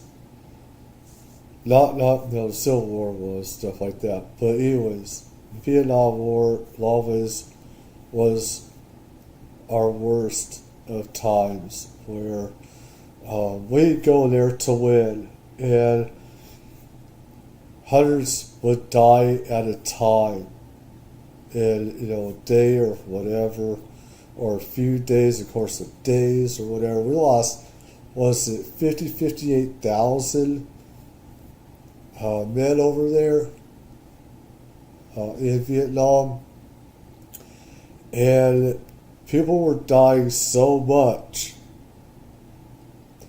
that they didn't want to send, you know, their own to get some others back, because that's how more body bags it would add to that branch. It sounds crazy, it sounds ridiculous. This is how fucked up the Vietnam War was. And it should have never really happened unless we went in there to win. We didn't. We didn't whatsoever. It should have never happened like that. And everything. And it's... Maybe. And then there are all the... So there was a lot of risk and friction with regards to that. So the Air Force stood up its own recovery efforts because it got to the point that, hey, look, if you're not going to go rescue our pilots, guess what? Next time you call for close air support, or whatever, good luck. So you're going to have to do your own close air support, and it made no sense. So the pararescue community stood up within the Air Force, and those folks are full-on, flat-out heroes every time they go in because they are deep behind enemy lines, just like Special Forces guys, just like Navy SEALs. And they are specialists at plucking people out of twisted wreckage, right? That's a special skill set that you have to do. So fast forward to Harry Truman. If we shoot down another one of these things, and I am here to postulate, again, this is a belief, not knowledge, that we were playing with radar at White Sands and Wright-Patterson and a variety of these things, and we were cranking that power up, not with the intent to shoot anything down, because we can't shoot down our aircraft with that. We don't have electronics that are vulnerable to that. But as we're cranking up that power to extend the range, here's this advanced vehicle with electromagnetic navigation, not propulsion, but interferes with the propulsion. Next thing you know, it flies into the side of a mountain. So if we use PJs, pararescue folks, to rescue our own astronauts, pluck them out of the water after Apollo 11, 12, 13, who are you going to send to grab the wreckage? It makes all the sense in the world. So you believe Jake Barber is telling the truth? Absolutely. There has been a cover-up lasting 80 years. Absolutely. We've recovered craft. Absolutely. Alien bodies. Yeah. And we have reverse engineered that to the point that now we can shoot down at will, not by mistake, using, just cranking up the power on our high-powered microwaves. One thing that strikes me about the difference between the way you talk about these beings and the way the other people I've interviewed for this story talk, you're the first person to suggest possible malevolence. Well, this is the thing, is that has more truth to it, and this goes to Luis Elizondo. I almost said Hector Elizondo, the actor, but Luis Elizondo and Steven Greer, and both sides are right in their ways, but there are evil ETs and there are good ones, and everything like that, and this truth has to be out there. There is no one side. There are different sides to this, just like there are different sides to everything in life, every other part of life that there is. There are different sides and everything. So... Title of my book is The Abduction Amnesty Knot. Little K, big N-O-T. And I use knot because knots can be complicated. Right? You ever tried to untie, some sort of... So, especially as now a reluctant sailor. But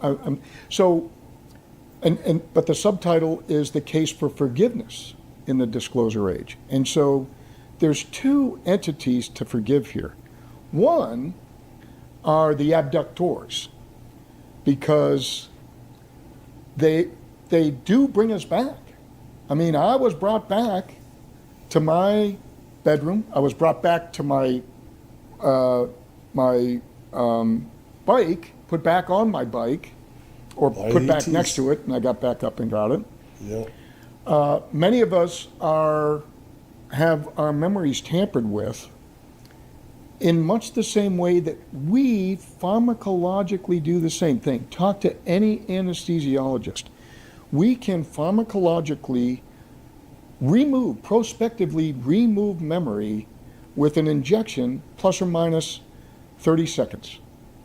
So I've happened to have 21 different surgeries to repair my Humpty Dumpty body, a lot of it with my own just lack of skill.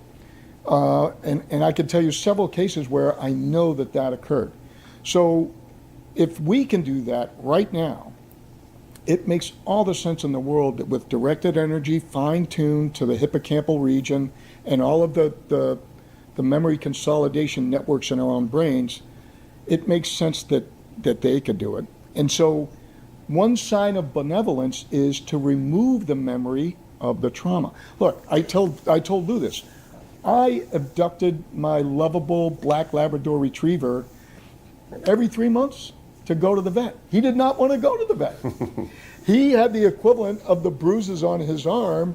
I don't know if he had bruises under his coat of his harness, but I had to drag him in there for good reasons. What you're suggesting begs the question.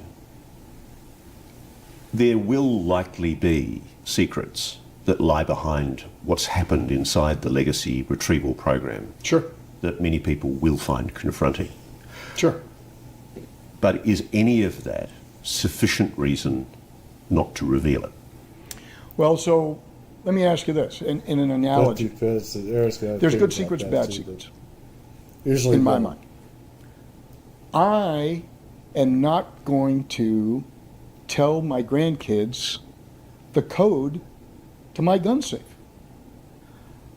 We should not be advertising a cookbook of how to take plutonium and create a nuclear weapon.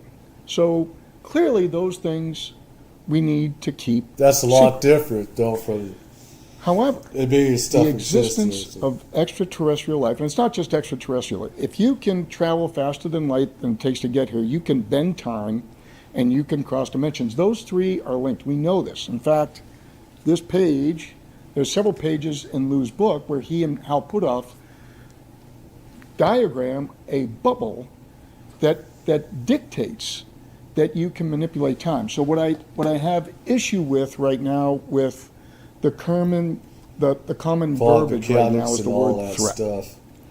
Just because a object or craft is in our airspace, that does not make it a threat. It is clear when you read that part that time, they can slow that down, and so it is child's play to avoid collisions. So there is no threat of collision. I love these folks. I love the pilots that report these things, but I vehemently push back against the notion that there is any threat of a collision. It's the equivalent of me being in a 50-knot Mark VI Navy patrol craft that can do 40 knots, claiming I'm a threat with my sailboat that flat out maybe can do 8 knots. There is no threat of that collision. So this notion of just being in our airspace as a threat is ridiculous, and it's a real problem for us as a galactic species. John, if you have been abducted, and if there is a non-human intelligence, it's not inconceivable that one day you might actually get the opportunity to meet your abductors. I already did. Yeah. I already did. Yeah. What kind of question is that? A tall, 7-ish foot praying mantis looking being. I was right. Was upset with me and was this chastising me. This was during one of your abduction events? This is right around the same time as this mountain bike incident. It was the environment that I thought it was in my bedroom on the third floor of a split-level house, and it came through a sliding screen door. There was a deck out there, 3 stories up, no stairs down, and just walked right through the door, was standing over me. And again, I was terrified, frozen, paralyzed to the bed. And I got a male presence vibe from this being, and he's just looking at me very intently and explaining to me, look, this body that you got, it is just a soul housing group. It's a brain housing group. It is just a machine that your soul occupies for this lifetime. I've said that over and over. I've said that over and over. This is not real. We are energy. It's like you slice this open and everything. And it's like, you look at Cocoon, the movie Cocoon. We are energy. We are not flesh. It's like how sometimes I can see outside of this dimension. I can see outside of it and stuff like that. And as saying it sounds and everything, it's like so much of how we see everything right in front of us is not real, but it is. You know, and all of time around us can be manipulated. We're moving in slow time. We're actually moving in slow motion right now. And if I was dead on the other side, you'd be moving in slow motion. I'd be moving, how I can see on the other side is people are moving in slow motion. You're moving like this, and I can just go circles and stuff, and we're energy and stuff like that. I need to stop it real quick because I'm surprised that they haven't stopped this live stream. Give a shout out to News Nation and leave them a like. I wouldn't be surprised if they take this down because they did with another one that I did. I'm putting in the stuff that I've been through, my own experiences. I'm not trying to steal anything. This is what I do. I'm supposed to get information out. Let people decide. People get their own experiences and stuff like this. Let's get back. And so, yeah, we're going to mess with it. We're going to get up under the hood and we're going to adjust the carburetor. Right? I had just dated myself there. We may swap a couple of parts out, but we can't steal you. We can't steal your soul. We can't steal your consciousness. So quit screaming and writhing around and let us do our frickin' job. And it's like the equivalent of a surgeon. You fucking piece of shit. Stop squiggling. That's like the way the aliens are. My Labrador Retriever. Hold him down, for crying out loud. I gotta be able to check this. And I said, these guys are the sickest. These ETs are the sickest. What they do will put, or just about, or worse than criminals in any prison or mental institution you could think of. This stuff. So. This tendon. And so I got that very condescending and vigorous instruction. But here's the thing. As proof, there was this image that he put him, and it was terrifying. His mandibles that were kind of behind like a casing or a shell opened up, and he starts grabbing chunks of my cheek, and he's ripping it, and there's blood spattering on the wall, and I'm feeling the tug, and I'm feeling this flesh, and the whole time he is conveying to me, this just went in a direction I was not expecting. I don't think any of us were expecting this. See? We can't get your soul. We could do a lot of damage to your body if we want to. We don't. We're trying to help you. But this is how bad it could get. So stop squiggling around and let us get this done. Was that physical damage to your cheek real? No, I felt the tugging. Yeah. And I had the visual, again, a false, fuzzy. Yeah, it is. What do you think of the people that have concealed this secret? I think the vast majority of them are heroes because they were doing it for the right reasons. The reason why people kept the Manhattan Project secret was not because you're going to threaten them with jail. That doesn't work. Out of 100 people, you threaten everybody with jail, there's going to be a 10 to 20% that are just, they're going to do it anyway. Yeah. If you can explain to them that it's in the best interest for society, good reasoning, they'll keep it a secret. I think that's what's happened here. That a large number of the folks in this are unwitting. But once they understand and they're shown direct evidence of these crashes and the deceased non-human intelligent bodies, some of which are biological robots, some of it are sentient beings. The grasshopper guy, for me, sentient being without a doubt. The little gray guy's biological robot. So that is such a significant threat. Yeah, I've definitely heard where those small ones could be robots, so it could be real, and the larger ones, real or whatever. I think it just depends. It's case by case basis, probably. I could be wrong, but that's what, from the cases that I have looked at, I think it's a case by case basis. Yeah, it is. Because, it is. Because some of these grays, of course, are real. They've been opened up and everything.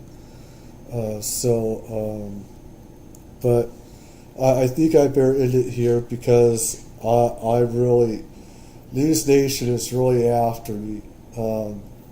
I've cussed them out over stuff. Curse them over stuff about them ruining me and stuff like that, and everything in YouTube.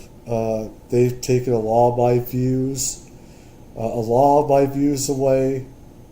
They've taken me out of visibility and stuff like that. So anyways,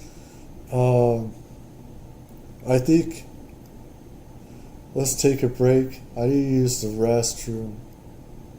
I didn't get to, I believe there was a lot of different stuff that I wanted to get to, but it's freaking late.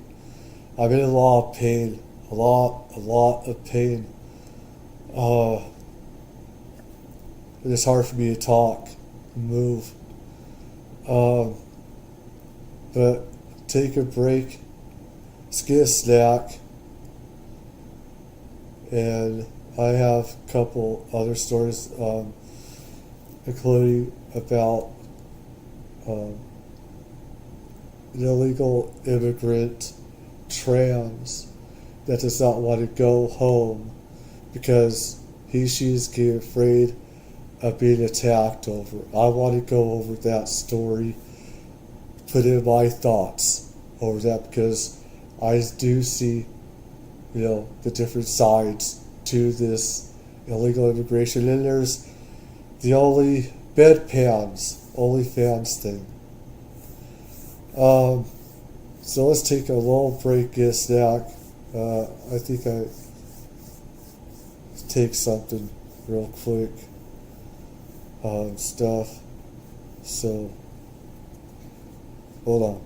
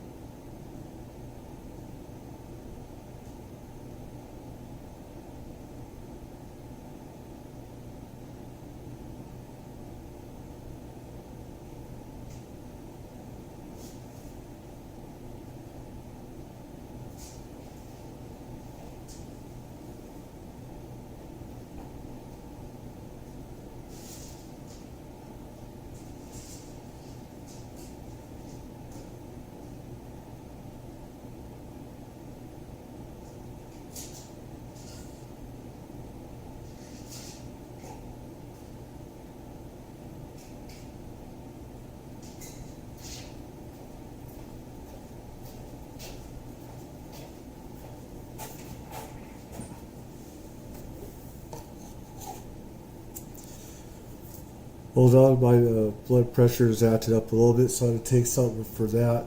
I'll be right back. Hold on.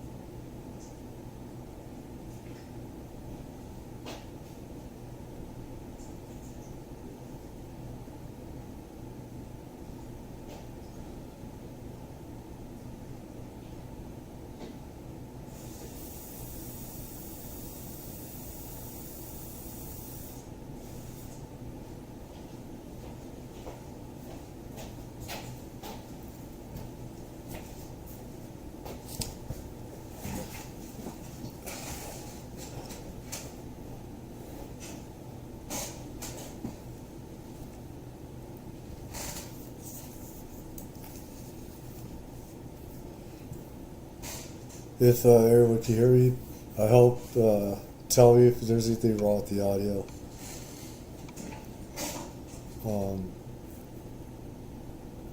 Let's see. Hopefully everything's good. Okay.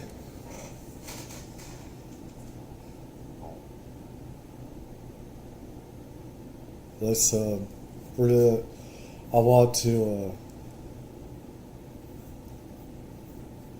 want to do this about Trez that's here illegally. I want to go over that because I have different sides to this thing. I just want to find the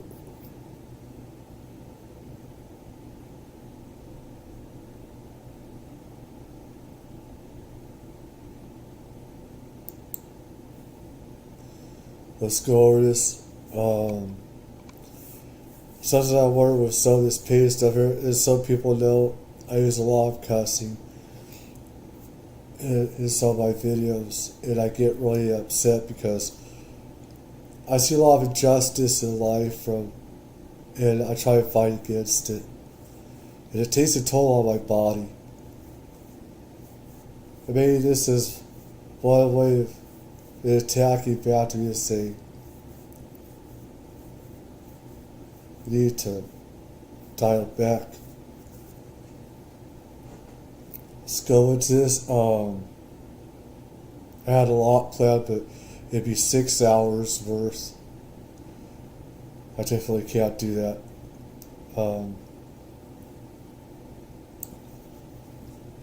Trans here. They'll hurt me in my own country. A legal trans migrant on parole. Holy.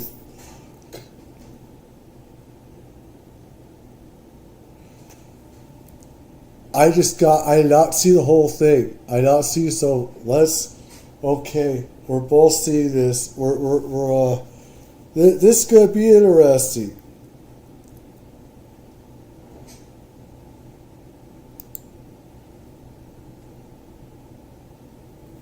It does appear that some California state officials are collaborating with federal immigration authorities. This is shout out to Anton Daniels. He's covered this as well as the news. and stuff. So let's go here. It seemed like a simple request by a California parole agent in Montebello. I just need you to sign that I've been here and I go and that's it. But it turned out to be a ploy designed to lure Natalie Marinero out of her home and into the custody of ICE agents.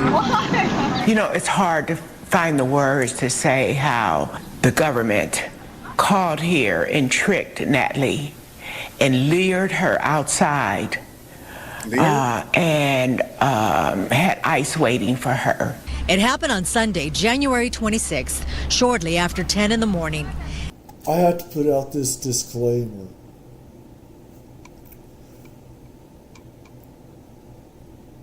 I thought this would be the opposite of what's happening here, I guess. And the thing is, there are people that do come here that are attacked, and they come here to get away from their country being ridiculed. However, most are abusing and exploiting our country and our resources and getting money for free rent, free housing, free health care. That's not okay. And so that's the big problem. I don't like where there's too much hate going on. I don't like that where now there seems to be a lot of racism with this stuff, and it is so much between different sides and with politicians and stuff. And how in the old days we used to get along if we had differences. Today everyone is weaponized and hateful towards each other, and it's just very polarized and weaponized. But I just had to put that out there. There are some people that come here for good reasons, as that I see most nowadays are exploiting the system. Natalie, a transgender woman from El Salvador, was living at a new way of life, a facility for formerly incarcerated women. Susan Burton is the founder. Wait. Hold on. So this person not only is trans, but they were living at a facility to where the person was formerly incarcerated and they were an illegal migrant, meaning that they came over here and did some prison time, and then at some point was living at a facility and being paid, I'm sure, by taxpayers to live this secret life to where they was like, oh, wow, you know, I'm changed or whatever, or, you know, and I'm out of jail and I need to get myself on my feet, or I'm doing. I have to give this guy a like because he's doing some of my work for me for explaining to this. Thank you, Anton. We don't agree on a lot of the same stuff, but thank you. Shout out Anton Daniels. Thank you very much. Something better or something like that, but we're supposed to be supporting these people. So you have people like this person right here that is unwilling to work with law enforcement, ICE officials, to get these people.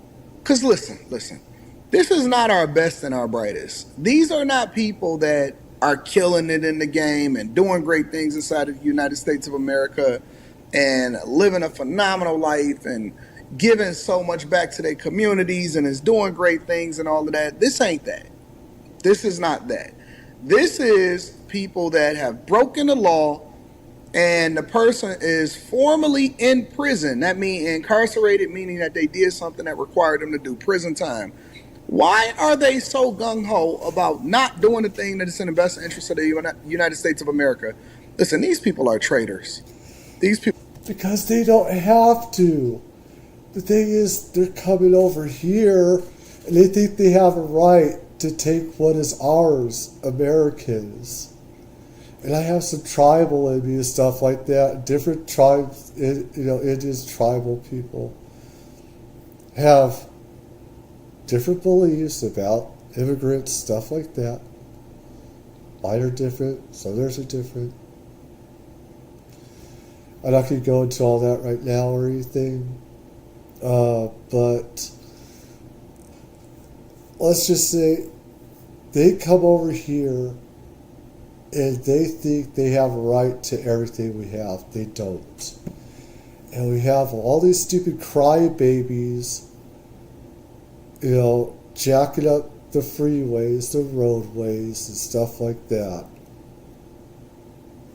Thinking they have a right to block it, holding us hostage on the streets.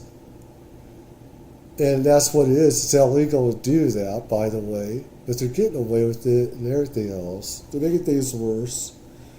To where, the moment you take over highways, freeways, nobody's going to give a shit about your cause, even if it's a good cause. You're stuck on 405, you're stuck on the road, you can't get home, you can't get groceries. Everyone's going to start hating you because you're holding people hostage. And you want to leech off Americans' hard-earned work. And you think that you deserve health care for free and all this food for free. And there's so many people that don't even have a job, not trying to work and earn it. And I know people that were here illegally that have earned their way and become naturalized. And there's a right way, there's a wrong way to do this.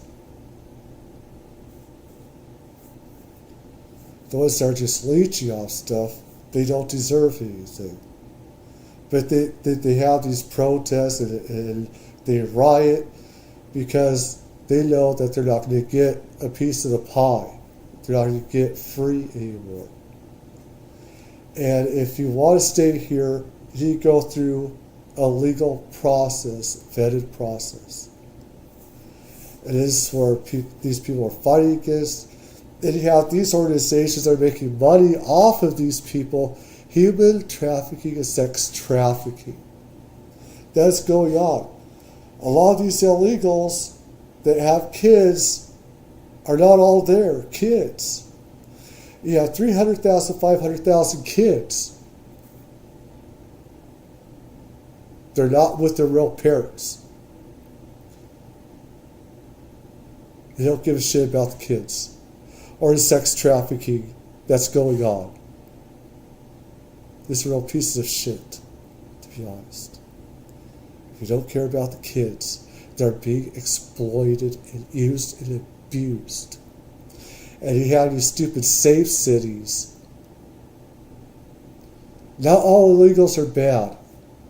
I don't like what Trump is doing and saying that these are all murderers, psychopaths, insane asylums. I don't like that. He's making things worse, and the other side gets worse. It's not okay. It's wrong. It just makes the whole situation worse, and it pisses me off.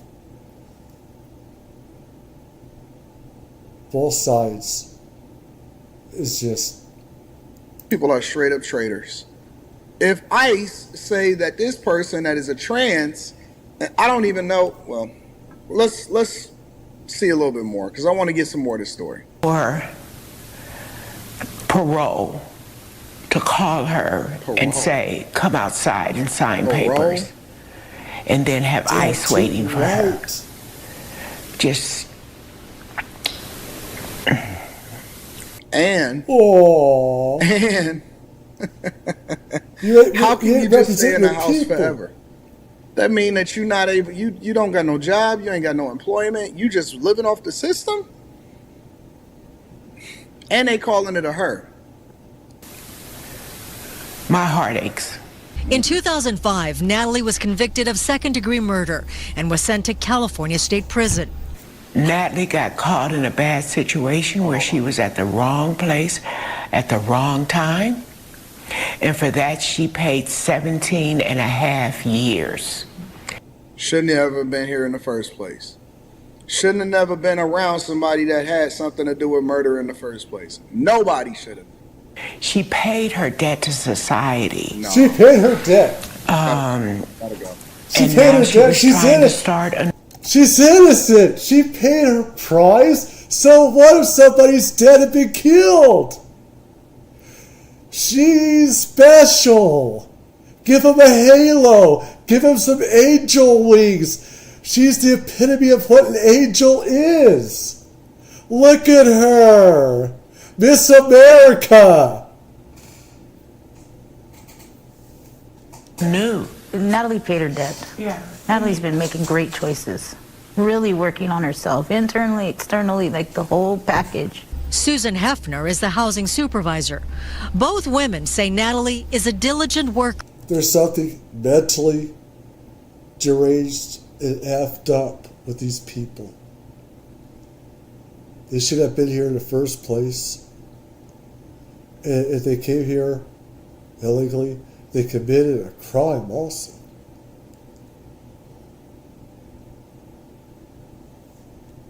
Who built a community garden at A New Way of Life. They describe her as a compassionate person. We love her. We're All of us family. Natalie, who is seeking asylum, called on the phone from a detention facility in Otay Mesa. After you were detained. I don't know what happened with her. I mean, some people that have killed people, you know, there is self-defense. I know of some that have, and it's self-defense. So I have to look at that objectively as well. Not everybody that's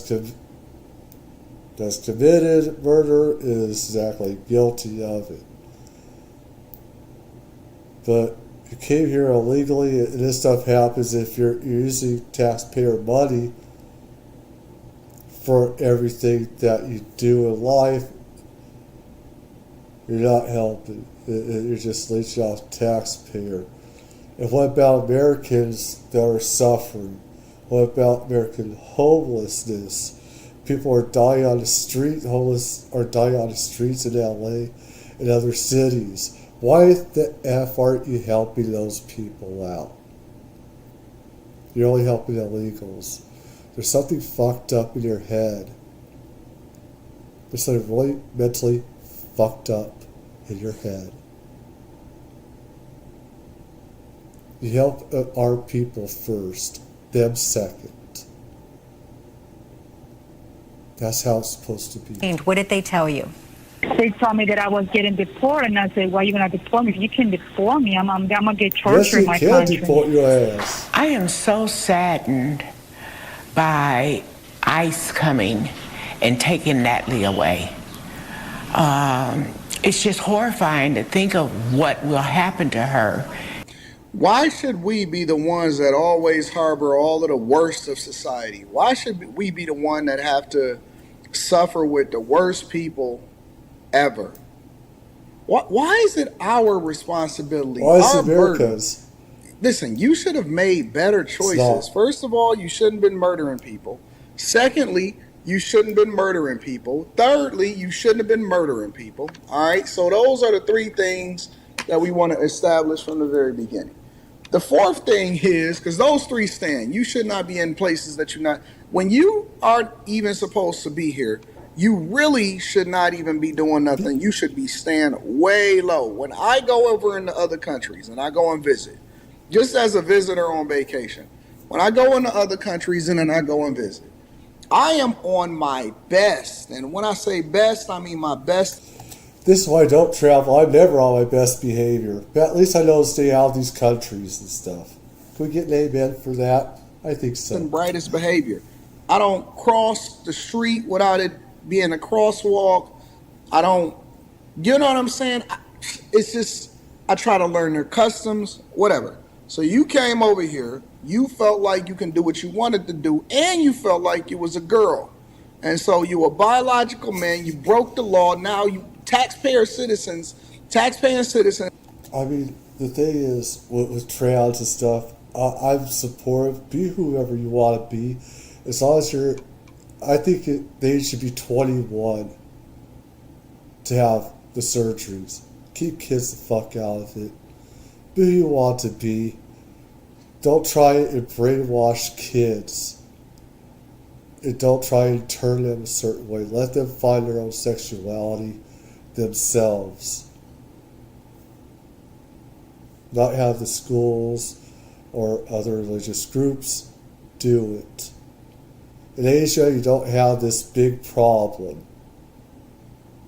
as much as parts of Asia, you don't have this big problem. Here in America, Western Europe, you do have this problem where both sides are like right at each other's throats with this stuff. But, pay probably like $40,000 to $50,000 to $60,000 a year to house you in the penal system because you did something you wasn't supposed to do, and we still got to continue to foot the bill because you making great strides.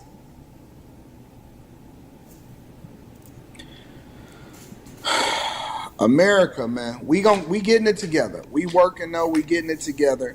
We're no longer gonna let the criminally insane. We're not gonna follow women to tell us what to do. We can be compassionate. And for the women's side, that may not be in this chat and may see me on my other platform, they might have something against that, us not following them and stuff like that. Just out there or whatever. They may not like that. So you want whatever. But you still got to do what you're supposed to do. You cannot break the law. You broke the law when you came over here in the first place, or your parents came over here. You broke the law. The thing is some Native American tribes, okay, the women are in charge. Most people don't know this, but they're in charge of the house. They own the houses. They own the stuff, not the guys. That's a fact. It is. Again, when you was over here, and you're trying to change American culture into being wherever it is that you came from your country, and then we supposed to let you stay here because you want us to have sympathy at the fact that you changed your physical appearance to more or less reflect a woman instead of just being the biological boy that you was born as, and we supposed to have compassion for that. It ain't even about that. That's just the cherry on top. That's the sprinkles that go on top of the whipped cream. I mean, the thing is, if we're paying for that, that's no. That's not. It's also not our job to pay for that. That is their job to do it themselves. And this is where a lot of people are pissed off, is that taxpayers are paying for their reconstructive surgeries. They're not paying for it. The taxpayer is paying for it. That's already on the ice cream. That's the sprinkles that go on the whipped cream that's on the shake. The real problem is that you was over here illegally, and the second thing is that taxpayers have been putting the deal for all of your egregious crimes all the way up until this point. That's a problem. That's a major problem. Why do you have to I think that's something that we need to address here inside of the United States of America. We're thankful that Trump and Tom Homan and ICE and immigration officials, if I ever see an ICE agent or a border agent, I'm going to say thank you for your service. And I'm very, very thankful that we're now starting to change the culture. It's going to take about 5 to 10 years before we re-normalize what normal is. But we're going to get there here inside of the United States. I'm not on any political side. He has his, everybody has their own. I'm not, because I don't subscribe to how crazy it's gotten, and both sides have mass corruption. So let's go to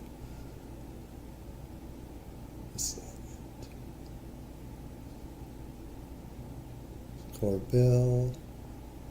Is that I'm the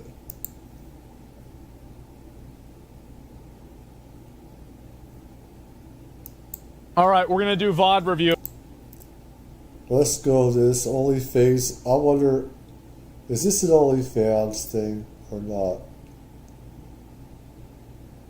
I thought it was an OnlyFans thing. I said, that's why I put a question mark on it.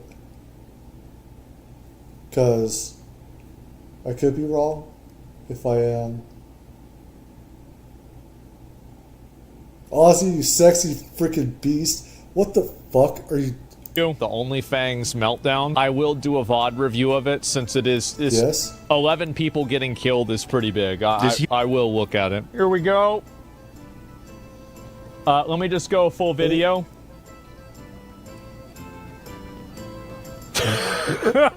Oz, this better be good. Uh-oh. I thought this is I thought OnlyFans was a thing for OnlyFans. All right, let's see who the fuck up was. You guys ready? No fucking way, dude. No! Tyler's big arms needs to be censored. I don't need his big arms overshadowing my arms. I don't need him also and his sexiness or whatever overshadowing me.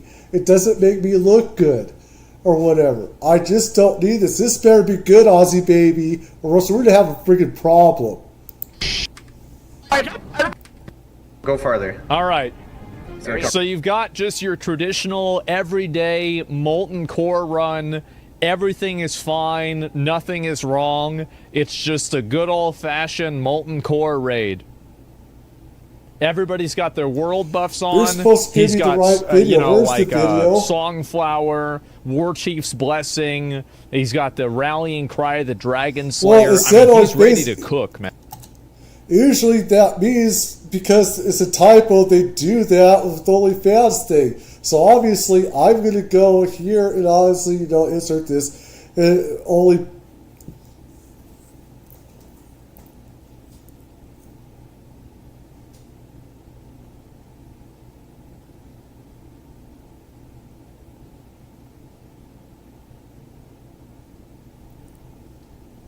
Man.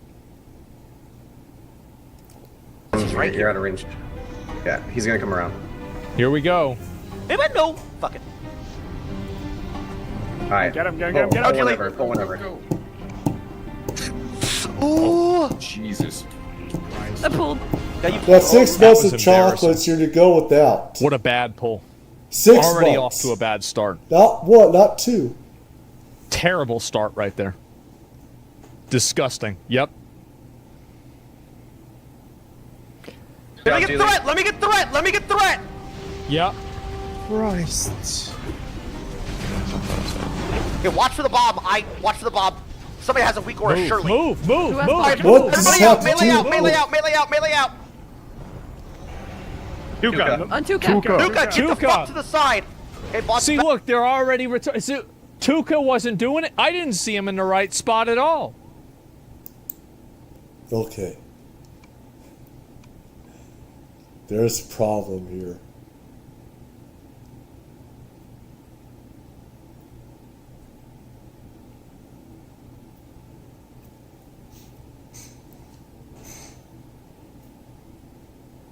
This is what happens when you're sick and you don't have people to always do their job. And they want you to mess up sometimes because it's funny. And they get to make fun of Tato.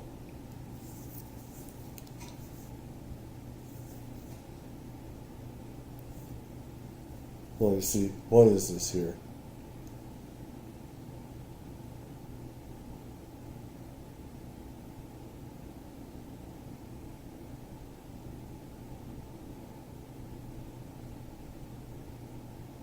I see other content here to go on.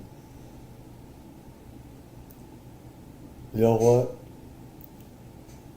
We're going to talk about that and stuff like that and OnlyFans, because a lot of stuff with OnlyFans, a lot of stuff has happened with my OnlyFans and my relationships with people on there, with ladies, that have come and gone in my life, whether it's adult stars or just content creators or whatever, through this past 5.5 years and stuff. There is one. Where is that?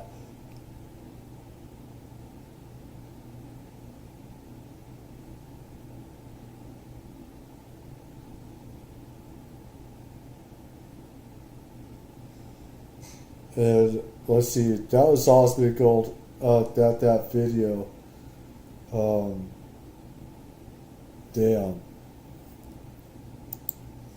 I had to find it, because there is one about relationships, stuff like that. And I'm going to go through the list.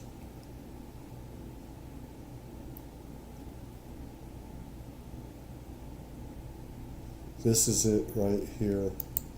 Brought his TikTok back to life until tragedy struck unexpectedly. Funny. Yeah, this is Help hilarious. me, Bevo, fix my teeth. I've always been known for having big teeth. Shield, bro. I thought you was gonna a TikToker. This is the most talentless TikToker. Alright, let's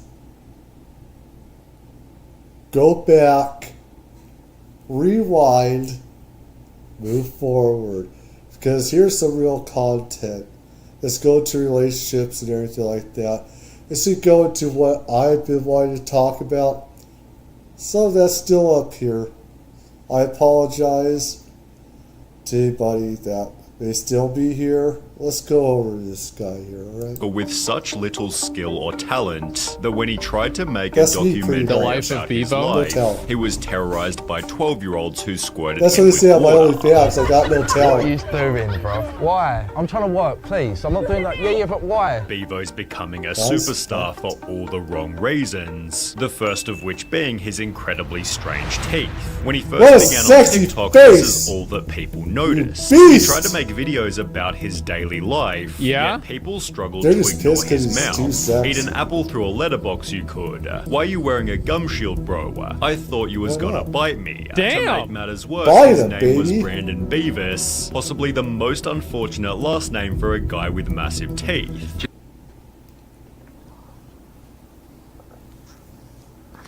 I mean, I Does have he, pretty baby? big teeth too, so Yeah, or I at got. least the ones that I have left. Right? Yeah. I've had big fights. I lost teeth from sickness and stuff like that. Stomach acid and stuff like that. I need to get some new ones. I mean, it's like, Right? I mean, like, oh, God bless man. America. This is what America's. Oh, he's in Britain. Well, you need to tell me this. This can't be real. I mean, I yeah, forgot. it is. This is the kind of stuff that makes you believe that you're actually in a simulation.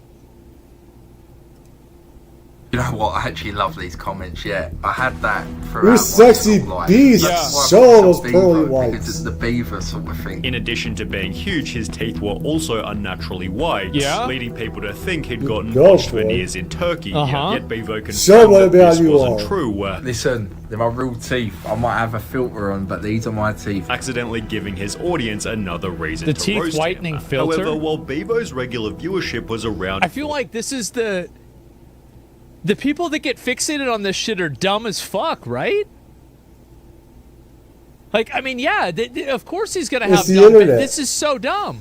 It's the internet. 20,000 videos about his teeth gained It's over TikTok, 10 yeah. times more, Look at which this. when combined Yeah, with a bit that's of what humility helped him gain his first bit of traction. Uh-huh. I've seen a lot of nasty comments about me. I don't care if I've got a white filter for my teeth. Yeah, my teeth ain't all that. I'm not the best looking. Just- I couldn't care. Do you it's know what I mean? all I'm having fun. I'm Yeah. gaining followers. Yeah, I'm who getting cares? views. And if it goes somewhere, it goes somewhere. If it don't, it don't. Bevo If it gained don't, it don't. 90,000 True. followers, If but it he'd don't, start to it implement don't. a foolish long-term strategy. With TikTok, you've got to trigger people to get your Oh views, shit, he's on with H3. Oh fuck. I never heard of this get guy. your but- interactions. With very little to offer, Bevo had to provoke his audience just to stay relevant. Who's got 90,000 followers? Who's got 10,000 followers on Instagram? Again, this sounds like my OnlyFans. They always tell me I have very little offer, but that's all right. Who's done it within the space of 9 months? Me. And Yeah. you summon ick. Call me an ick when I'm in my private jet, baby. Chee! He'd start a GoFundMe I never get offended by people like this because I just think they're so funny. They are. They're so fucking funny to me. The shoulder GoFundMe was fake. It was just to Yeah. trigger people, and it did. It really triggered people. But I just do stuff for GoFundMe views. I for don't a want Go- to Farming? Yeah. Yeah. Everyone does it. And Go fund me to fund me. I already doing this because I need funds, but I need a GoFundMe to go with it. anyway, He'd then tell the world Yeah. that he'd been living on the streets, Not too great, Aggie. I've recently become homeless. before later admitting that this was also just for relevancy. well, I wasn't homeless. I never was homeless. Wait, he I has was- a chain that says Bevo I actually on? thought about seriously going homeless in some ways, just save money. But Oh my god. get a vehicle, No. travel. Who is this guy? He was homeless. I fell off and I had to come back with a bang, so I had to just push these stories out. However, his most successful rage bait was when he was eating food. I put ketchup on a roast dinner. It just got so much attention. You put ketchup on a roast dinner, it's like, you're criminal. What the hell is this show? What is this? This is honestly for the UK. I mean, they do crazy stuff. They've done crazy stuff about like this. I know the UK. I know it happens over there. But I remember definitely like the 80s, 70s, and stuff like that. I don't know, but I've done it. As mentioned, Bevo put ketchup on a roast gravy dinner, reigniting his then dead TikTok with a fresh 300,000 viewers. That's not that he then many. posted another eating video casually downing some chips and a sausage, which somehow gained over 6 million views. That's just because the sausage looks like a dick. That's all. This They isn't want the dick. complicated. It's obvious. As a result, Bevo began filming that's what the every lady meal said. he That's ate. what the lady said. Breakfast, lunch, and dinner, The 3 dick. videos a day. That's it. Yeah. Even if I didn't have breakfast, I'd order McDonald's. They just say, to get "Give me a video that." out. Starting every video with the phrase, "You know the rules," despite never specifying what the rules were. They do. You know the rules. Rules are okay. This is amazing. Bevo, Oh mate, my I think God. it's time you explain the rules, eh? What are the rules? I even got it tattooed on myself. You know the rules. You I know don't the know the rules. I might release them one day. Oh, so there are rules, but we're declining to state. They're up here. It seems he'd just I have ripped a off feeling Dave they're not. Portnoy, who says everybody knows the rules. Everybody knows the rules. Possibly hoping that people wouldn't notice. Regardless, Bevo's eating I can see videos brought that. his TikTok back to life until tragedy struck funny. unexpectedly. Yeah, this is Help hilarious. me, Bevo, fix my teeth. I've Oh, always been shit. known for having big teeth, and that is part of the reason why I get a lot of attention online. Recently, I was pushed over by an apparent fan of mine, Oh. which caused me to lose my 2 teeth. I don't know what my future holds for me, as I cannot afford to get them done. I hate how they look, and I really don't know what That to sucks. do. That really Bevo sucks. raised 685 pounds It's your fault, and got Ozzy. temporary teeth to fill the You gap. funded. However, You this funded, restricted Ozzy. his ability to chew, forcing him to funded. swallow his food half-eaten. Needs help. Oh, I don't know. Do I chew enough? I didn't go down too well. Bevo makes chewing look like an extreme sport. Big ups Bevo, for surviving every Beavis, meal. I'm gonna be Butthole, honest, as somebody whose butthole, teeth is fucked up too, this is actually like totally true. Yeah, like I've had to deal with this same shit myself.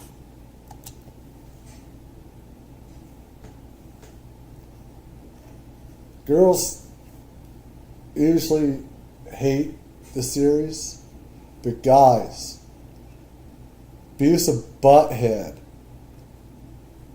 that was the shit. That was funny as hell. Because it showed the dumbest, stupidest, most idiotic thing a guy, you know, the dumb and dumber beyond the dumb and dumber.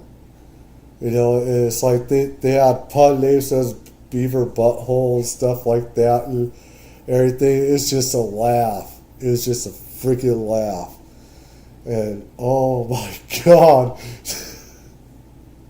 So every time I hear Bevo, all these names, puns comes up, so I gotta get that out of the way, disclaimer.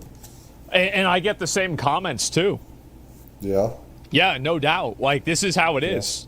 2 teeth makes him incapable of chewing. Yeah, I can totally relate to this. Absolutely, like 100% I can. But the fact that you drink your dinner, suddenly people tuned in to every Bevo video just to watch his strange eating style. This would lead to this infamous TikTok where Bevo swallowed a roast potato after only 2 chews. The fucking Bevo, beast. the one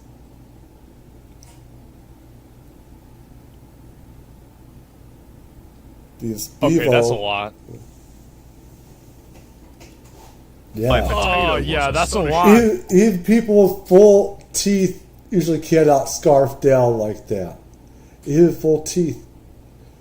That's freaking insane. Bro, the like, TikTok gained over 20 million views, What? leading Bevo to exaggerate the gulp in every video afterwards. So I put it on every video after that. I was doing it. You do the played extra. into it, the extra. People started making Times We Almost Lost Bevo compilations, after which all of his eating videos were gaining millions of views each. this He is quick- so But you know fucking why? stupid. You know why? This is crazy. It's the internet. 7 million views? Hey, don't work hard, work smart. You're right. He exploded past 1 million followers, leading a dentist in Turkey to pay for his flights and fix his teeth in exchange for promotion. Oh my In god. Turkey, I'm getting my Nash assault. Finally. Big up to UK Smile, doing it on Paranormal. People were initially worried, stating Nabi So if I can get those teeth, maybe I'll get some views. If YouTube doesn't take them off or whatever, maybe.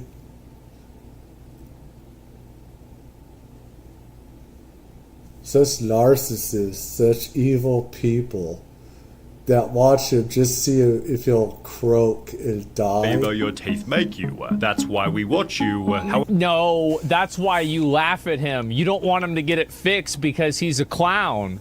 And you like laughing at him. That's what it is. However, little did anybody know his new teeth would be equally ridiculous. What? This is the reveal. Big up Turkey, big up UK Smiles. Listen, 5 days later, not going to keep you waiting any longer. I'm not a Mr. UK TikTok, but cheese! For a pick 10 out of 10 brightness. Drink coffee or something. I just can't stop seeing piano tiles. How have the teeth got worse? Additionally, he could now Jesus. eat See, now they're normally, fucking making the jealous they swallowing don't have shtick them. redundant, reducing his viewership on every So the only reason people watched him was effectively self-harm? Die, yes. Piece of shit people. And then Yes. after, oh my god. People are fucking evil nowadays. They're just fucking evil. This is, like, I don't even think that this guy's the one, like, I mean, yeah, he's basically just your average run-of-the-mill 3-head. You know? He's not like a wizard, he's not retarded, he's just your old average 3-head. Like, this guy would have been a great medieval peasant. I can get my Chinese food out right now and just scarf it all down. See, when never mind, we're not going fuck that shit. He would have been. Hell Like, I can imagine, I think of every more war. Yeah, I could easily see him saying every peasant line, every peon line in World of Warcraft. Absolutely, my lord, yes. Job's done. But, like, I mean, he's not that bad. It's just people like what? This is awful. I almost feel bad for the guy. I actually do too. I feel kind of eating bad 'cause- video. Bevo therefore announced I'll be taking a break off TikTok before returning 4 hours later to introduce his new OnlyFans girlfriend. Alright, listen. You go, boy. Show 'em what a man you are, man. You got that money. They want that money. This is. I know some porn stars. I know adult stars and stuff like that. I know other ones on there. You got money. You got me on poor shit. They put up with me and stuff. And I used to, do stuff and all this sort of stuff. Adult work and everything. But if you got money, it's like, that's it. It's like, he has a nice place and everything. It's like, So funny go to for me. it, I'm boy. sorry. This is so fucking funny. I love this guy. Yes, this is amazing. Who is this guy? You say I take L's. Is she hot? L's when I got a ting like this. She alright? After 3 months of She's dating, awesome. he'd get her name tattooed. Got a name tattooed on me. I'm gonna get the date of what. Nah, here's the thing, guys. Don't, I live. I hate when guys get a tattoo. I know girls sometimes do the same thing.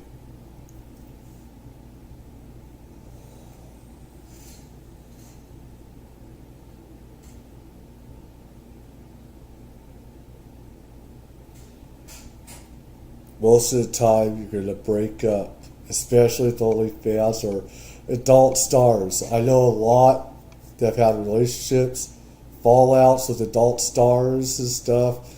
I know adult stars that have had fallouts with other adult stars as friends and stuff like that.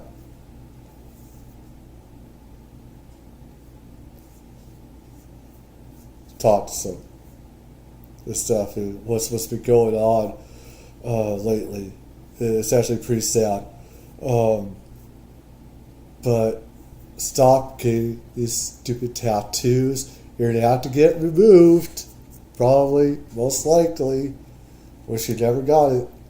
Doesn't matter if you're an OnlyFans girl, just a normal woman. Doesn't matter if we're on the street or whatever. Just let your spiritual love stand out, not a tattoo. In Austin, there are so many people that do this. It's just that they don't have a camera. Like, if you go down to 6th Street on a Tuesday night, you're going to find 15 to 50 beavos there. Like, everybody's acting like this is some kind of a unicorn. Nah, bro, it's a zebra. You go to Africa, there's zebras fucking everywhere. Yeah, this Tuesday in it. Yeah. What's the difference?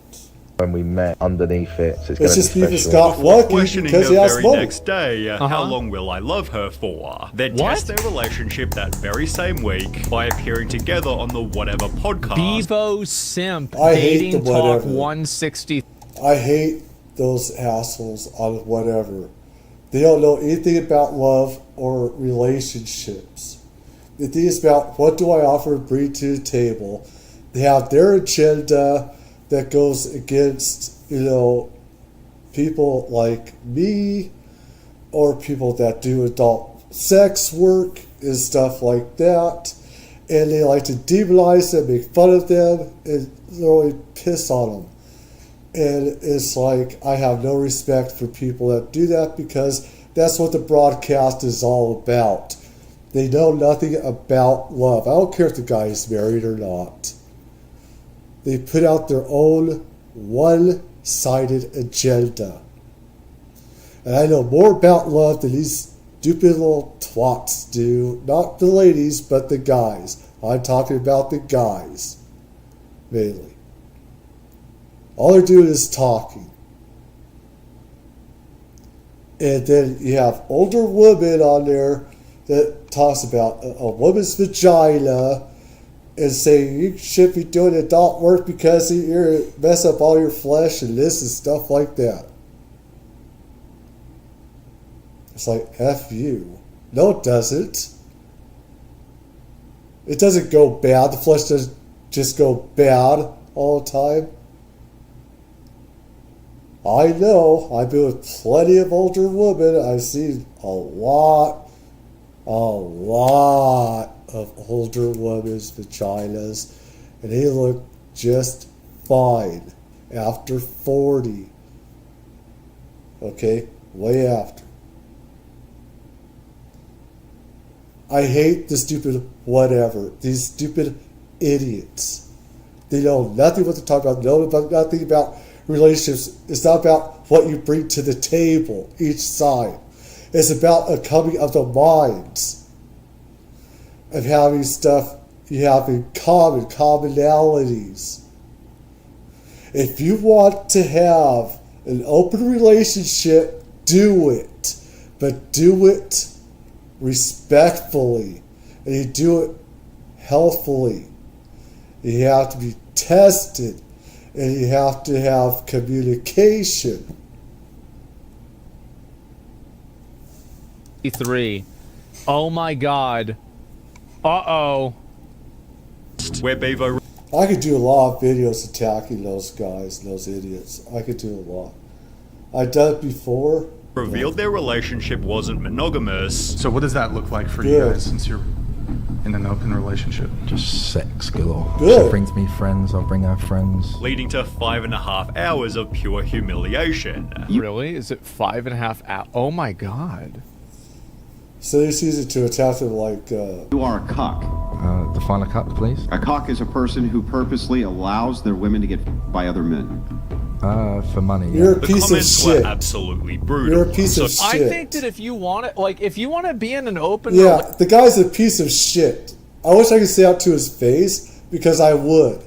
I'd call him a piece of shit to his face. I would. I have no respect for people like this. Mind your own fucking business. You make up these derogatory words for people that have open relationships. You know why people attack? Because they're jealous out of their minds. That they can't do it themselves. They're jealous out of their freaking minds. How dare you? It's wrong. It's immoral. Shut the fuck up. Mind your own business. We're not doing anything harmful to you. I can do whatever I want. You do what you want. Okay? And it's like, so what they do is they have them on here like, beating puppets, or what do they call them at those Mexican parties, where you just beat them and beat them and beat them. This is what's happening with that. I have no respect for these idiots whatsoever. None. I know more than they do about relationships or stuff. They have, oh God. relationship. I don't know why people are so judgmental about this. Because they're a piece of shit. I don't. I think it's so weird. You know what I think it is? I think that it's people that are jealous that this guy has a girlfriend that they think is out of his league, and so they're looking to like tear him down. Off. It's weird, yeah. And so if you want to be a cuck, that's fine, right? I mean, cuck is even the right word. All right, so this is where the Onlyfans comes in as well. All right, there's this one. Let me see. I think I can't always remember names, stuff like that. Oh my God. That he's married to a top porn star, Lena the Plug. Right? She fucks guys and girls, and then he fucks other girls, stuff like that. That's not a fucking cuck. If I'm with other girls, and she's with other girls and guys, but we're in a relationship, that's not a cuck, you dumb piece of shit. That isn't. I'm not enjoying that somebody else. I'm not enjoying somebody else fucking whatever. It means that. So what it means is, let me tell you, because I need to educate these bitches here. I need to educate people here about this. Is that you have two people that are primary. They love each other more than the other people that they go to bed and sleep with and have open relations with. And with the porn industry and stuff like that, it's a part of their work and stuff like that. But they belong mostly together. They have a special thing just for each other. That, in refuge in times of stress and emergency, they go back into each other's arms when they're done, having sex with other people. It's not a cuck. It isn't. That's total bullshit with that. Okay, I've been around adult stars myself. It's like if they go out, the thing is, okay, this, oh my God. This is the thing. If you have these relationships, stuff like that, you have to know what you're getting into. If you want to have a so-called normal relationship, that's fine. But I don't approve of people attacking over stupid religious BS and stuff like that. I lost sort of my train of thought with this. It's like,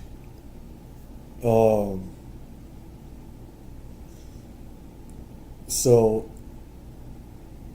that's probably a different video about relationships, and where some people get married, some fail, some are strong. It's not just the adult community, but you have, you know, people, swinger society, stuff like that. And it's about mutual understanding. It's about communication. It's about trust. And knowing each other's partners, trust each other's partners. And it's like the other side is so extreme against it and attacking it. It's just, it pisses me off. And you have people hating on it because they want to be the right ones. They want to be the holier than thous. They want to be the ones casting judgment and hate on people like me and other people, because I guess we get more if we want it.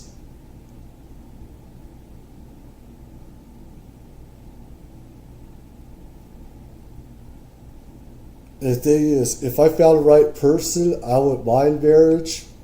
I wouldn't. But I've taken care of people, helped take care of people most of my life. Taking care of kids, bit myself. I'm done with that.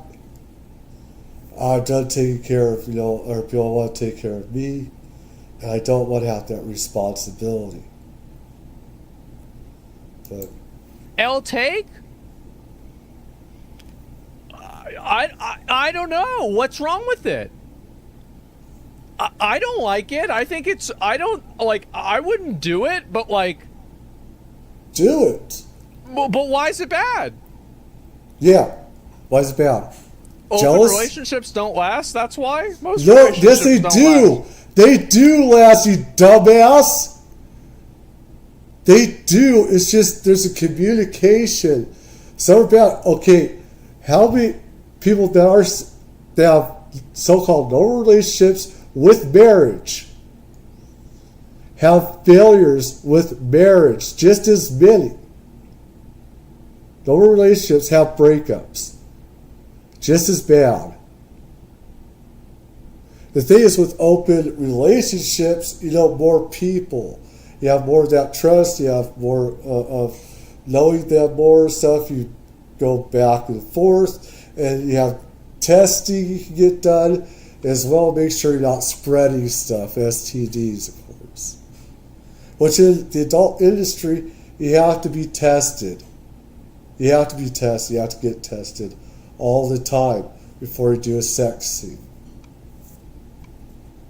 Unlike with other open relationships or other normal, so-called normal relationships where it's just two people, you don't see people getting tested for STDs. Yet they're attacking people like me and other people. Yeah, fuck you. Right. Nobody else parks in my garage? Well, yeah, but if somebody wants to get a 3-car garage, then you can do that, right? They kill, yes, I've they seen kill plenty of ass houses animals. that have 3-car garages. Those are laws. There's a driveway. Fuck. The duplex?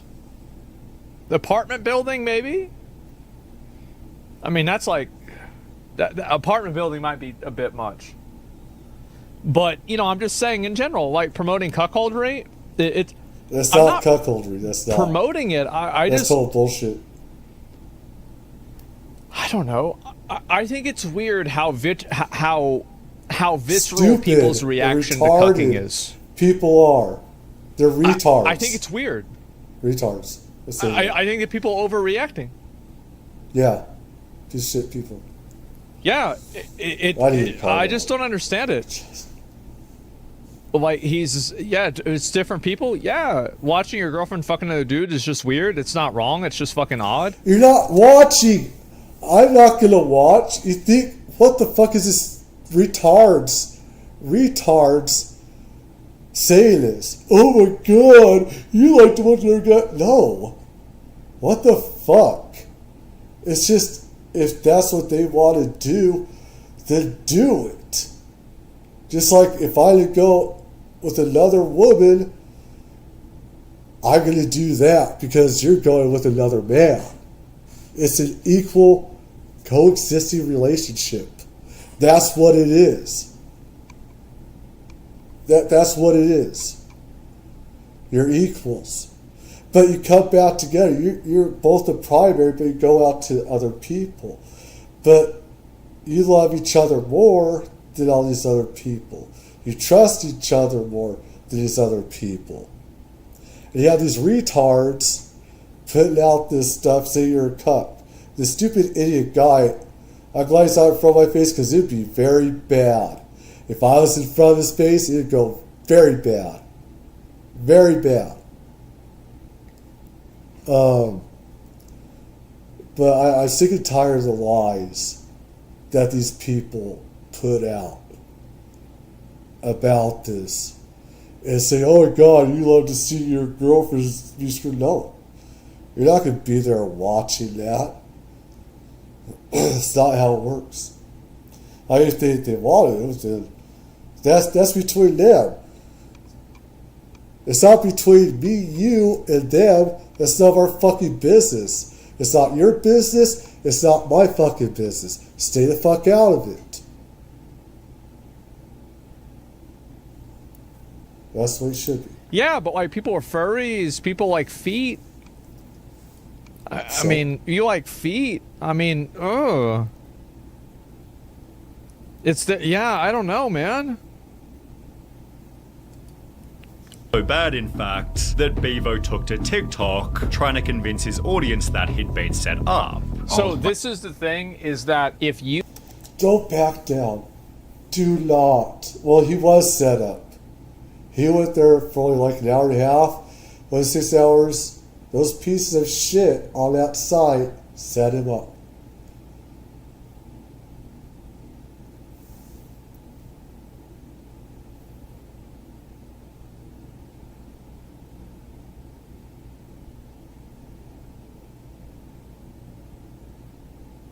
It's totally set up. This whole stupid podcast that these idiots and morons run is based, and you're not going to get anything out of real relationships. I've had plenty of relationships. Thing is, I don't want one. I don't want one. If I met the right person, sure. But a lot of us, me and other people, been through a lot of shit in our lives. We do not want to go through another relationship. We'd rather have a group of friends that we can make love to or whatever. And if you don't like that, get the fuck out, bitch. It's as simple as that. You don't respect me, I'm not going to respect you. There's no reason why both sides can't accept each other unless somebody is spreading STDs around. And that happens with normal couples, just two people in a relationship. STDs get spread around all the time. But that's never mentioned, is it? Because you have these religious people and these other idiots say that they're the ones that are causing this. It's not. It happens in all relationships where STDs get thrown all around everything else. I didn't put the truth out of it. You have an audience, I'm going to just tell you guys this. If you have a male audience and you have a girlfriend and you're in an open relationship, you are also in open season. People are going to make fun of you no matter what.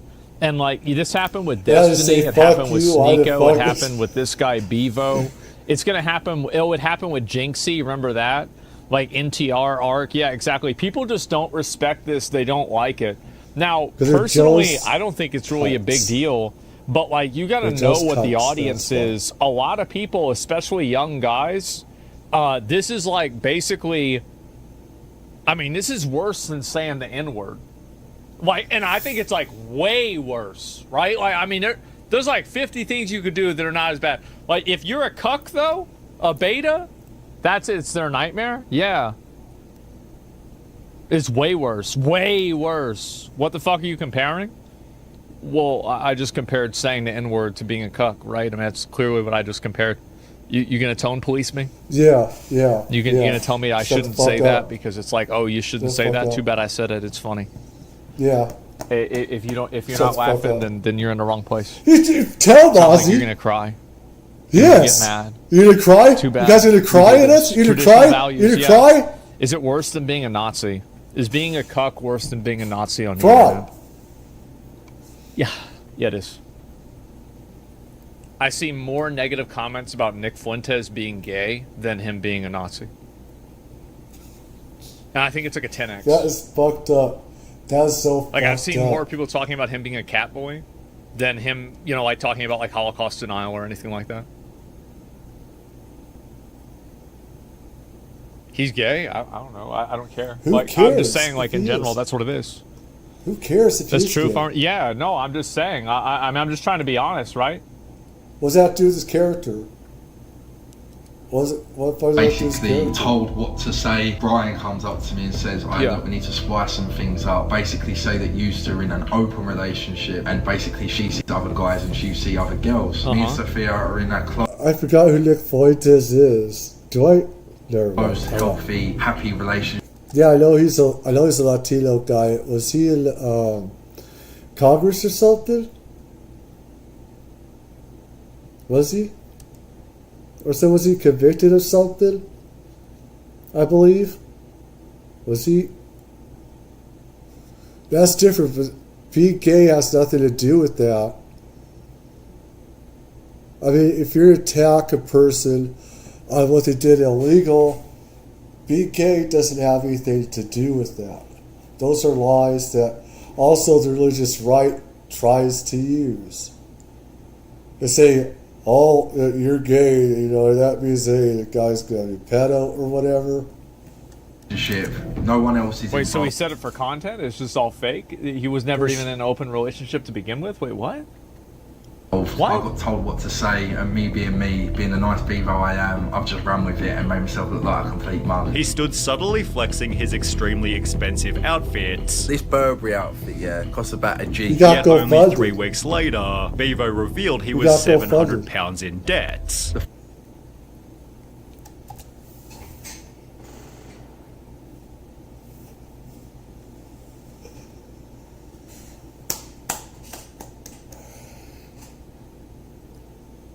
Your Onlyfans girl. She wants that money. Yes, she wants that money. Money. Onlyfans girl.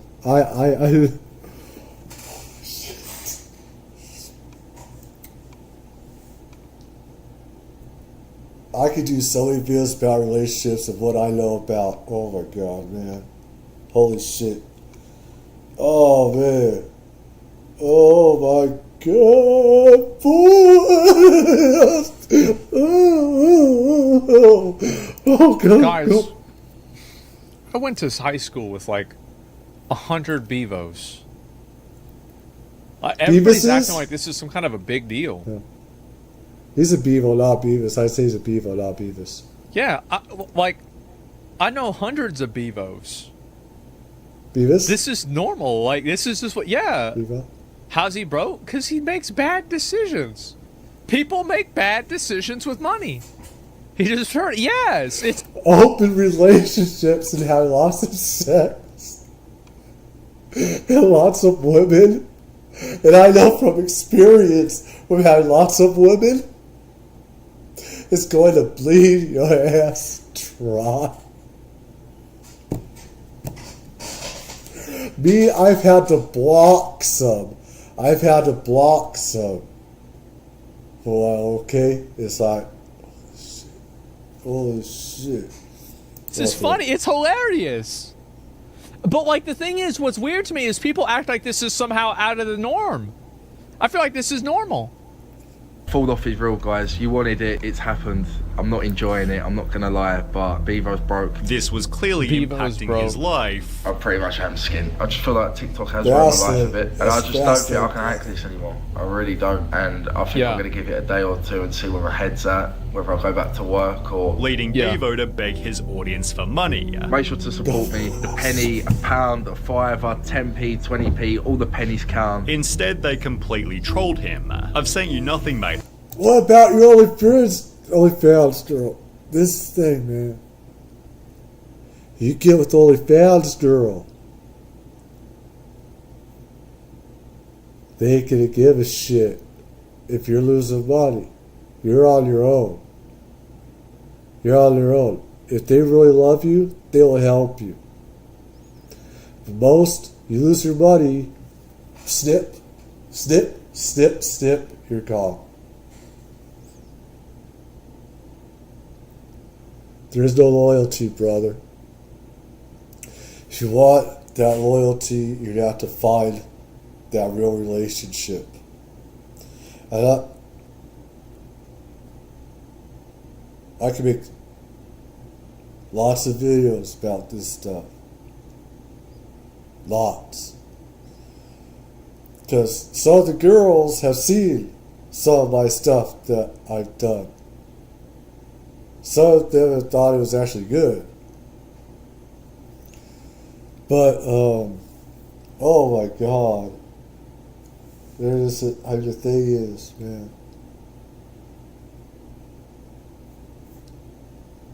You get into a relationship, there has to be a loyalty thing. You have to know who's loyal to you when you're with a woman.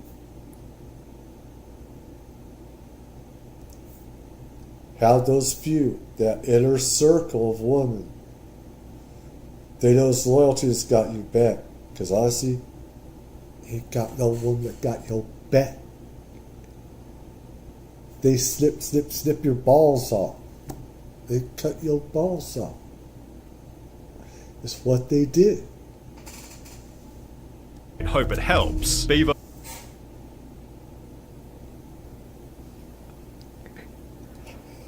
So I'm making 10 grand. But it still went to the woman. Dude, I know.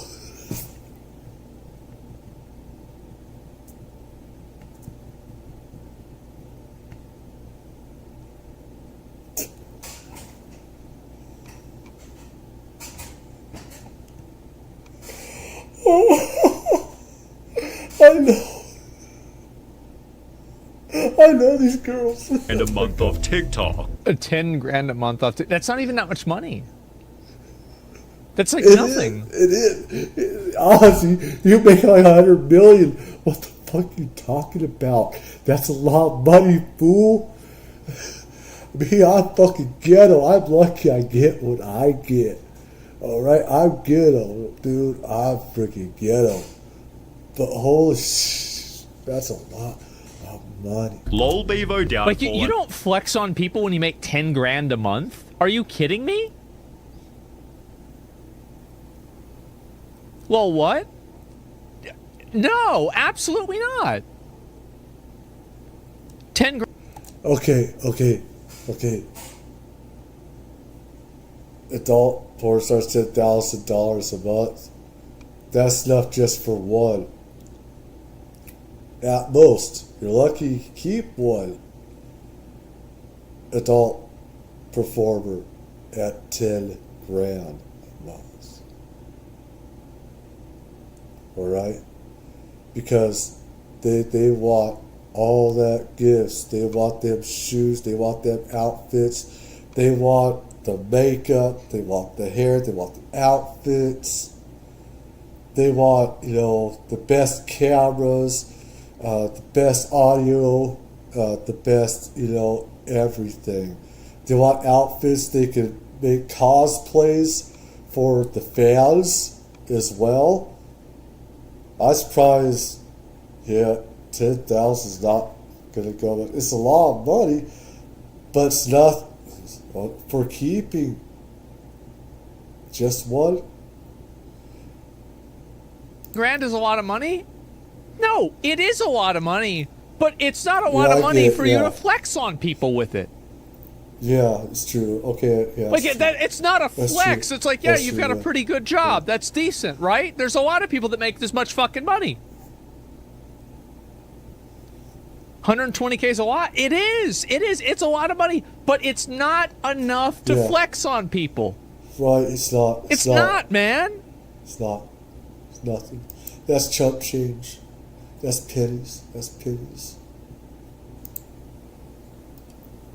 I'm here for it. Bevo Jesus. revealed his relationship was therefore also struggling. My relationship is rocky now because I'm not earning money. It's Putting only pressure on 10 grand. her. I just don't want to lose Sophia with all this because I gotta be truthful though. If you want a real relationship, don't look to OnlyFans. Don't even look for porn stars. Don't look for porn stars. Do not. It's not. They have their own life, brother. They got their own life. All right.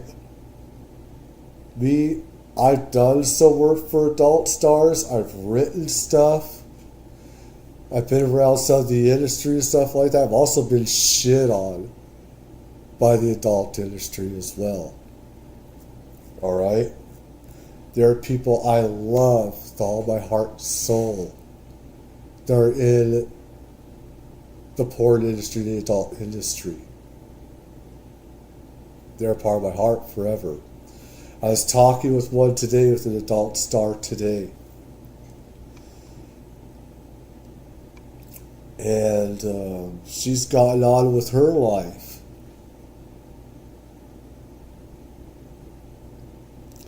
And, and doesn't do meetups, doesn't do anything. I'm not going to name names or anything like that. She doesn't go out and see other guys. And there's a lot of shitty guys that attacked her. And some of these performers, they do meetups from OnlyFans and stuff like that and everything. And some of them have moved on and gone off to better things. And the stuff I've done, that I've learned from, and stuff I've gotten to know, even stuff, people that I've argued with, and have had fights with, I'll love them for eternity. Because there's some good stuff. Real relationships that I've had, 5.5, 6 years with some of these adult stars. And there's some that are trash, just like normal people. But do not, you want a real relationship, the adult, if you're to go after an adult star, you should be in the adult community. That's the only reason, or if you're like-minded, if you have that openness of sexuality, and you're okay with them being with other men and women, that's a lot different. But fools rush in. Do not be an idiot. Do not get into this shit. You're going to get burned. You got burned. And you should know better, brother. Even I should know better a lot of times. Because we all get burned. I've gotten burned. You've got burned. They've got burned. The ladies that I've got burned plenty of times. I've gotten burned too.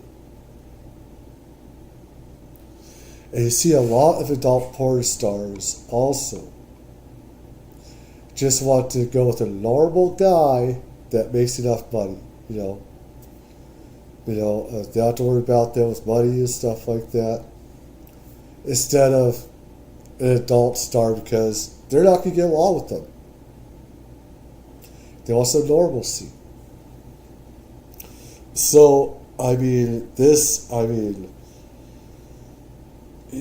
you're adult performers do not usually do not stay with adult performers. It's rare that those relationships work. it's rare. Very rare. Usually they have just a single life, which is even normal so-called, relationships now don't even work. She's done everything. She's gonna break up with him. Stating, found out Sophia is in Marbella. What do I do? Is it over? Despite all of this clearly being a troll. Yeah, I'm about to take you into the job centre. Here we go. My views are dropped. She's laughing her ass off. She goes, ha ha, better you, not me. You're going there. Not me. I have my Onlyfans. I could get 50, 100,000, I can make $1 million. I think she was there with him as a setup. She was there to be in on the funny. She's there to be on his joke. On him as a joke. Which is very fucked up. So, I need a job. Someone help me. It only There's just damaged some fat old guy sitting there. He's like, who is this guy? his image further. Is it? Literally all staged in a ploy. Yeah.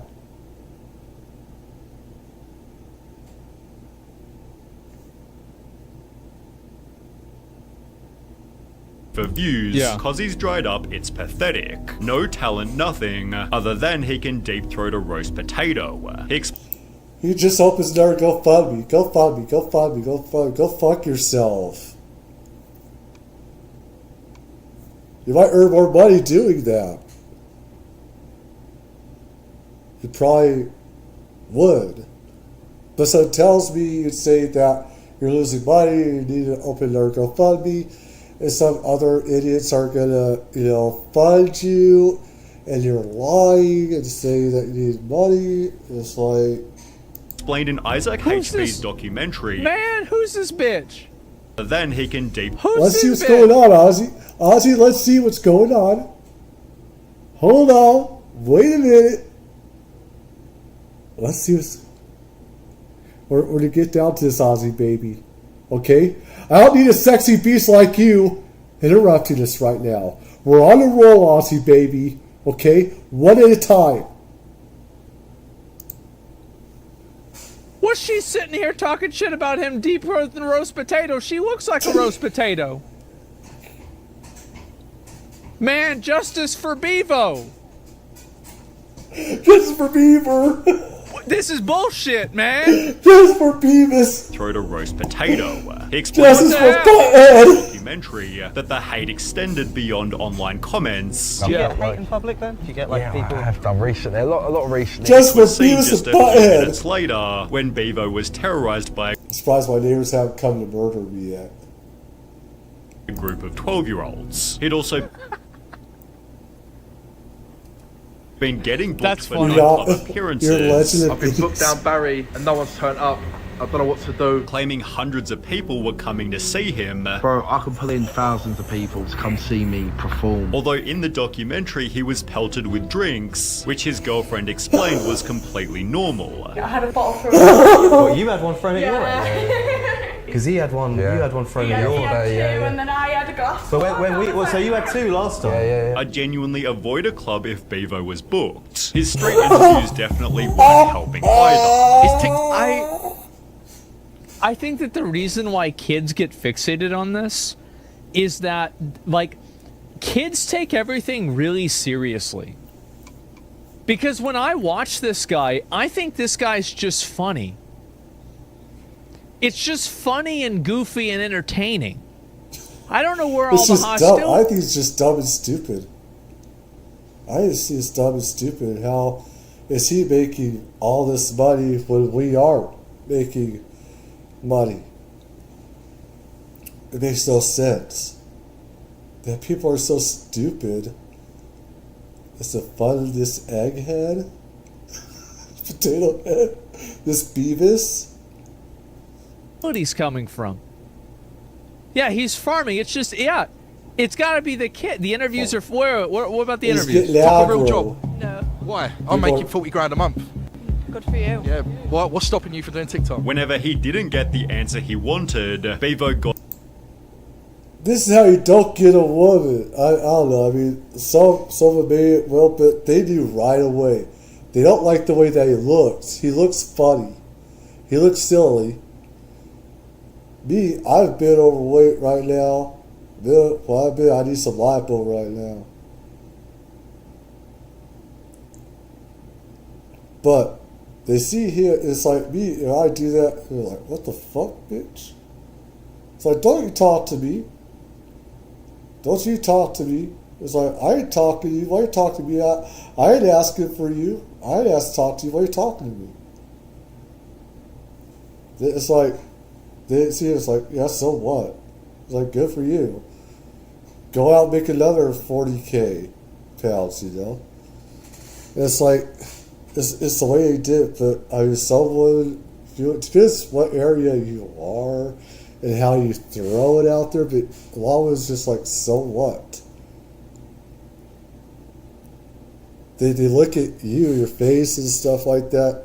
So what if you're making 40, I don't know. It also has to do with the place you're at, too. Got extremely offended. What do you think of TikTok? Is it a job? Is TikTok a job? No. Why? When I'm earning 20 grand a month? I don't want to be on video. How do you lose 50% of his pay? I'm surprised he doesn't get his ass kicked. The only reason is because he's on camera? He doesn't get his ass kicked? Probably. I remember in the old days, where I come from, the old days you get your ass kicked if you did stupid stuff like that.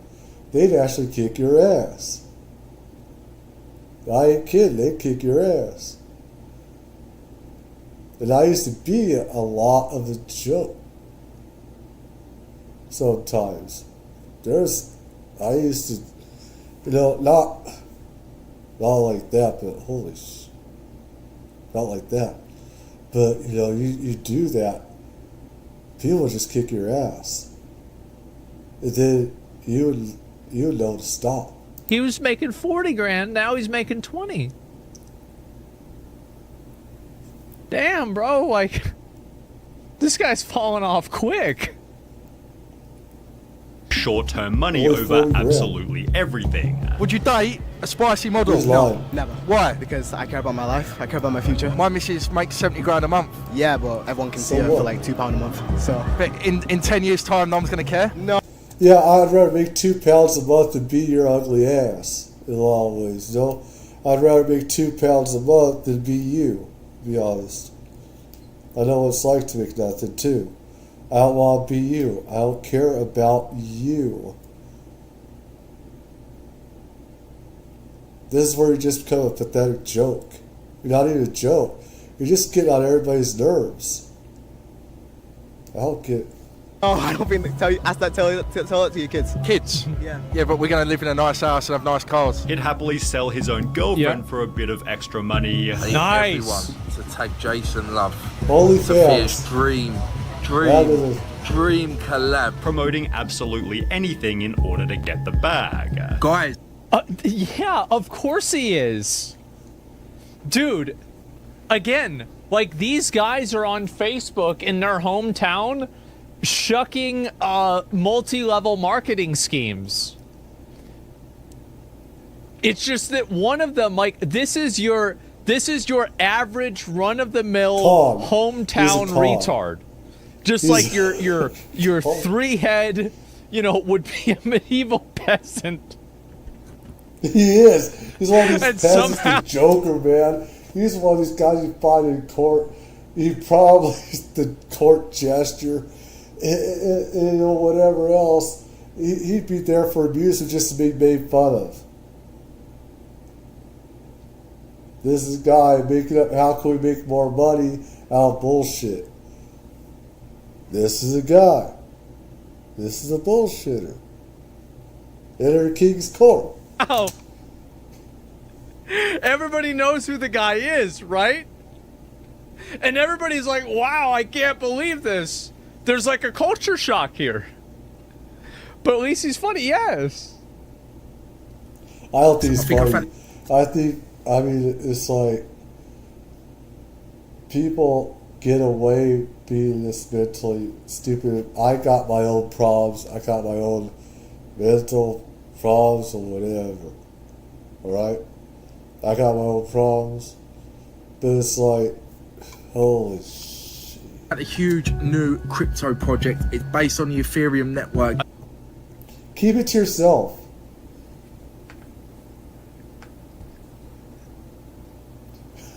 Fuck.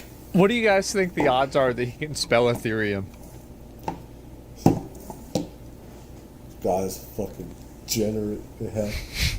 Guy's a con. The same with the odds that I can spell This Ethereum. guy's sitting in prison in jail doing what he did. Another new The low car. Bevo. Another Unimpressed new- He's new now low. resorted to making his own spicy content whilst begging for money on I said Cameo. it. Cameo's I said around it. $10 is I the said cheapest ever Cameo price. He was charged 50, I went down to 30, went down to 20, now I'm down to 10. Although it He's won't gotta be go long down to 5, bro. He needs to go down to 5. before he sees that the money was never Oh, truly worth it. I think that this guy is fucking hilarious. I view all people like this like content. I think that they're just straight up I think they're so funny. And I think that and there's kids, like there's the video, give it a like. That was so good. And Scuffed Mr. Beast, I don't even know if it's this is like, hey, we're gonna give out $10 to somebody. Annoying and cringy, yes, he's a modern day clown. Yes. I think it's hilarious. It's a gesture, a con. And I can't think of the right words. Maybe somebody else can. But yeah, he's a fucking con artist. His stuff. He's not funny. We're making fun of him as funny. Yeah, I mean, I think that's kind of true. Yeah, to an extent. I don't take time to do that. I just don't. I mean, as much as I have attacked others for doing stupid stuff and everything, about bullshit. I just not gonna take the time just to make fun of something like that. They have to do something very, very stupid that's really full of bullshit to do that. And it is. People are making fun of him because he's a goof boy. And he is. He is a goof boy. He does all kinds of stupid shit. He's entertainment. Yeah, but I don't know. I mean, look, I just think that the people on TikTok, there's so much hate and hostility towards them. And I just don't think that it's entirely necessary. It is. People need to take a step back and just learn to laugh at this shit and think it's funny. His name's fucking Bevo, for Christ's sake. Beavis Butthead. Or Beaver Butthole, as they said in one of the episodes. Yeah. I love that show.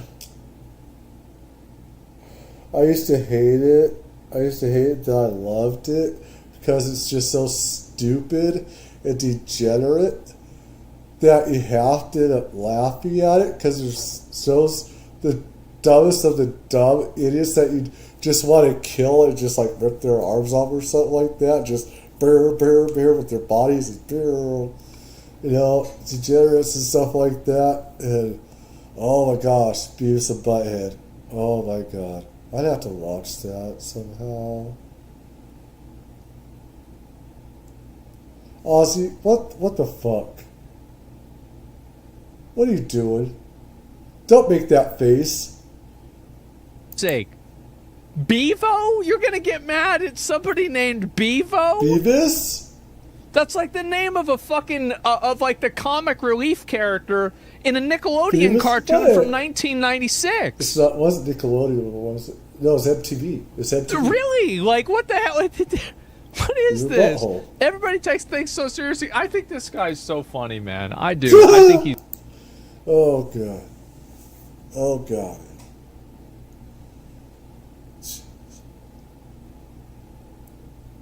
Anyways, tell me what you think. I think that's I have to re-edit this video and everything. leave a comment, leave a like. Tell me what you think. Hope everyone's having a good morning, night, wherever you are. And peace out, everybody.